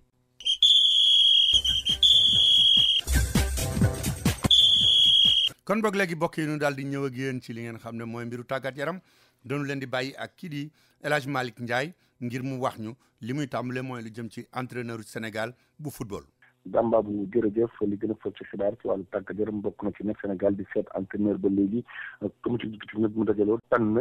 juróomi entraîneur yoo xam ne kat maanaam jox ko ministère wax na lan moo tax ñu tànn diw lan moo tax ñu tànn keneen kii juróom coach yooyu nag bokk na ci kii di Aliou Cissé Alain Giresse Jacques Santini ak Juan Guérin Erickson ñu jàpp ne loolu nag expliqué nañ ko bu baax a baax kii di ministre bi dénk ko wàllu tàggat yaram Mbagnick Ndiaye nag li ni mel la bëggoon fi ñu toll nii kat daanaka Mbagnick Ndiaye rek moom la ñëpp di déglu xool naka la nguur gi war a mën a fay gu ñoom entraîneur bu bees ndaxte kat ñëpp xam nañ ne ñu mel ni nguur gi moom mooy fay Sénégal nag amul entraîneur te boo defoon ndànk dina dalal Angola loolu nag ci bitim réew ndaxte stade la joy bi nga xam ne kat moom dañ doon yaakaar bi ñu ko defaraatee dañ fa war a mën a football suñu diggante Angola ci weeru mars bi loolu nag liggéey mën ta pare ndaxte stade la joy kat dafa màggat jéggi dayo loolu sax ñi nga xam ne CAF noonu la bëggee stade bi ñemel stade bi amul melokaan boobu noonu am na délégation boo xam ne bokk na ci waa fédération waa ministère ñu demee fay ca Thiès dem ci stade bi nga xam ne kat maanaam yàqu-yàqu yi mënuñ koo pare fii ak mois de mars démb jëm tamit daanaka ñu mel la mel ndaxte kat foofu yàqoon nga fa tamit verchères yi moom boo fa duggee rek kat sow bi moo lay bëgg a rey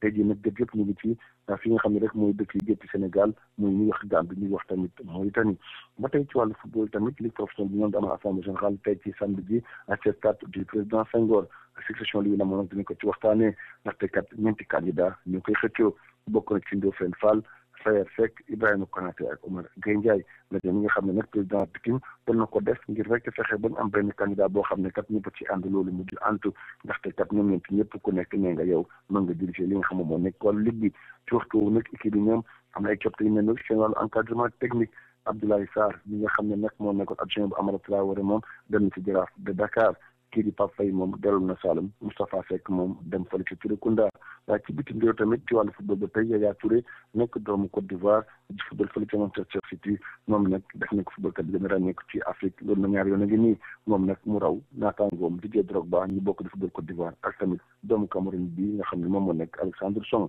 ci wàllu làmb tamit tey dimanche am na combat bu ñu koy xaar diggante Garga Mbossé ak Tonnerre ki ko tëgg nag moom moo nekk Pape Abdou Fall El Hadj Malick Ndiaye doon jokk yéen fii ci Dakar pour African Times.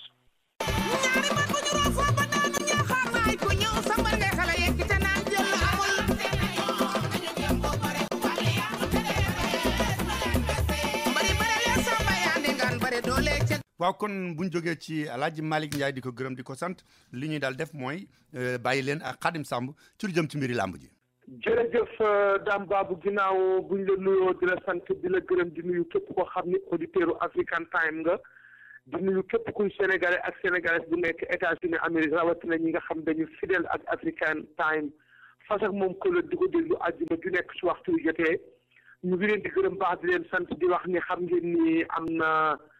combat bu rëy boo xam ni bii amoon na dibéer ji nu génn ci diggante ki nga xam ni mooy xele bi ñuy wax Marley ak xele bi nga xam ni bii moom la ñuy wax doomu Jalaaw mu nekk bés bu njëkk bi nga xam ni ki nga xam ni mooy Assane Ndiaye Baol production moo ko buwoon muy drapeau boo xam ni bii moom ci boppam mi ngi ko tudde woon ne ki nga xam ni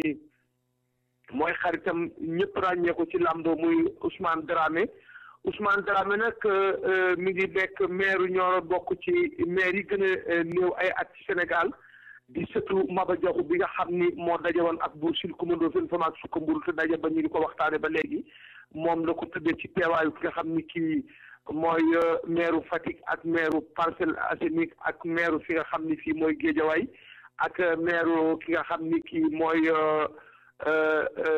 Gossas Dame Babou maire yi ànd ñëw ci Ousmane Dramé di amateur bu ñu ràññee Dame Babou waaye di ku yaru di nit koo xam ni kii fexe na ba juboo ak képp kuy famille làmb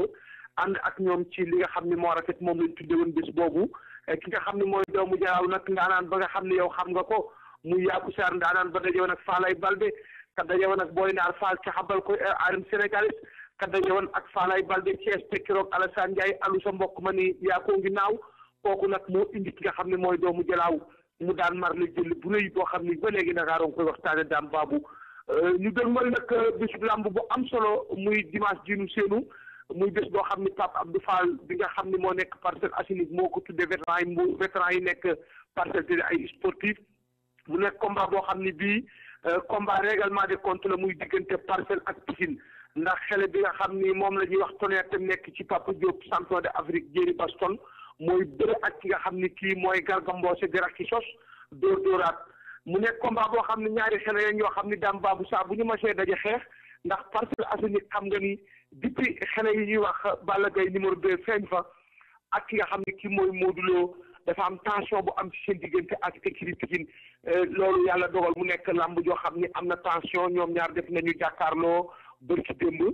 ñoom ñooy daje dimanche Pape Abdou Fall di ko tëgg ci stade Iba Mar Diop xam nga ne su bët setee nag di altine 24 décembre ñun ñëpp nag noo ngi jëm Kaolack ci bésu Baye production Baye production di doomi Ajatu ak Seck présidente mouvement COSES ak Alaaji Lamine Sow mu tëgg fa lamb joo xam dafa wax ni kenn ku ci nekk sa localité ba nga juddoo wala sa yaay juddoo fa wala sa baay juddoo fa naam Ndakaaru nga te nekk ba yàlla jox la fi teraanga waaye dellal sa bopp Kaolack Baye di origine Kaolack moo na tëgg lamb jooju muy lamb ju mag mu def ko Kaolack muy diggante ki nga xam ni kii mooy Madoune Khoule ak Tyson ngin ngi néew Tyson ngin ngi néew nag champion la bu feeñ mi ngi feeñe Saalum di daje ak ki nga xam ni kii mooy Madoune Khoule di champion bu ñëpp ràññee nga xam ne dayo ba mu am ak taay ba moo tax ñu tuddee góor gi Madoune Khoule bi nga xam ni moo dëkk Ndoukoumane ga ca Bawol mu nekk combat boo xam ni bii ma ngay amee ci stade Lamine Gueye le 25 décembre di talaata mu nekk nag ay événement xam nga ni nag fi mu ni coowal lamb li sànni ko waat na fan yi xam nga ni Gaston Mbengue moom dafa def silence waaye nag bëri ci démb ci suba formation yooyu nag ñu yëg ni Gaston mi ngi doxal ki nga xam ni ki mooy am seen adversaire ci digganteem ak Modou Lo nag fan yee journal yi bindal nañ ko wax ni Luc Nicolas mi nga xam ni caabi da ko fi te ginnaaw te mu amee juróom fukki millions yi Luc Nicolas dafa wax ni feeg Luc di nut bëre waaye loolu am na ay conseils yoo xam ne wax nañ ko ñu ko bu ko wax ndax comme Luc xamagoo fu wàllu di mujj ci bët loolu du loo xam ne lii war nga ko biral ba tax na génne nañ ko ci maanaam am na sax ñu wax na ne moom loolu wax ko waaye nag loolu daal lu nekk ci kanam rawu di bët waaye daal Gaston Mbengue ci boppam wax na ne teg na juróom benn fukki million ak juróom yoo xam ne bu Modou Lo d'accordé Gaston dana tëgg digganteem ak Eumeu Sène loolu nag nekk na loo xam ne lii ñu ngi koy ruumandaat di ko waxtaane daam baabu waaye ki nga xam ne kii mooy Aziz Ndiaye laaj naa ko bëri ci démb mu wax ni moom mi ngi dox combat yépp ndax am nañu for ci yooyu nag ni Aziz Ndiaye mi ngi dox diggante Modou Lo ak ki nga xam ne mooy Eumeu Sène waaye am na ku ma wax ni comme dafa signé ak Balla Gaye numéro 2 moom Aziz Ndiaye ñaari combat ci saison bi ragal nañ ne diggante Modou Lo ak Balla Gaye 2 moom la Aziz Ndiaye di dox waaye li promoteur yi waxan daam baabu wax ni du ñu passé 65 millions weddiku na ndax for naa ci yooyu nag ñu ne Balla Gaye 140 millions lañ ko fay ki nga xam ni kii mooy tax ci ripp di Tapha Tine ñu fay ko 80 millions loolu dégg naa ko daam baabu Xaadim Samb doon jokkoo ak yéen fii ci Sénégal pour African Time teg leen seen baaraam foofu ma dem ci ñëw daan kon jaageen jëf mbokk yi jaageen jëf Xaadim Samb kon foofu lañ leen di tàggoo te di leen wax ne bu leen ko fàtte altine ak jàmm li ko tàmbalee ci 9h ba ci 10h man ngeen a déglu seen émission ci African Time ci WPAT 930 AM seen mbokk Dame Bab moo nekkoon ci micro bi di leen ñaanal feetuk Noël gu neex a neex ak at mu jeex ci jàmm jaageen jëf.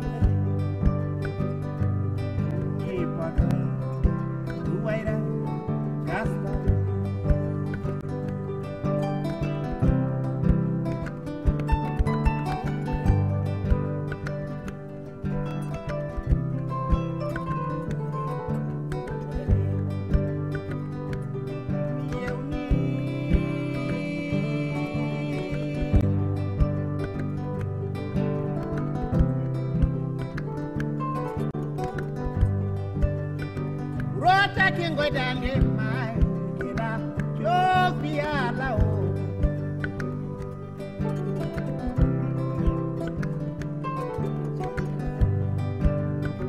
kala domba mi wonde mi jambote duaira kala domba mi ade mi jambote duaira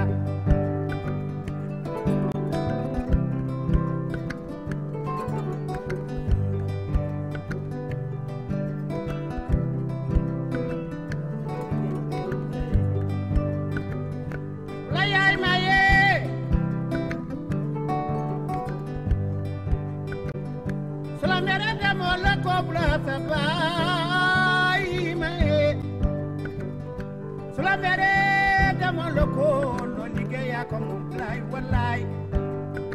you bring the by the life by the from khale Africa khale Mali wallahi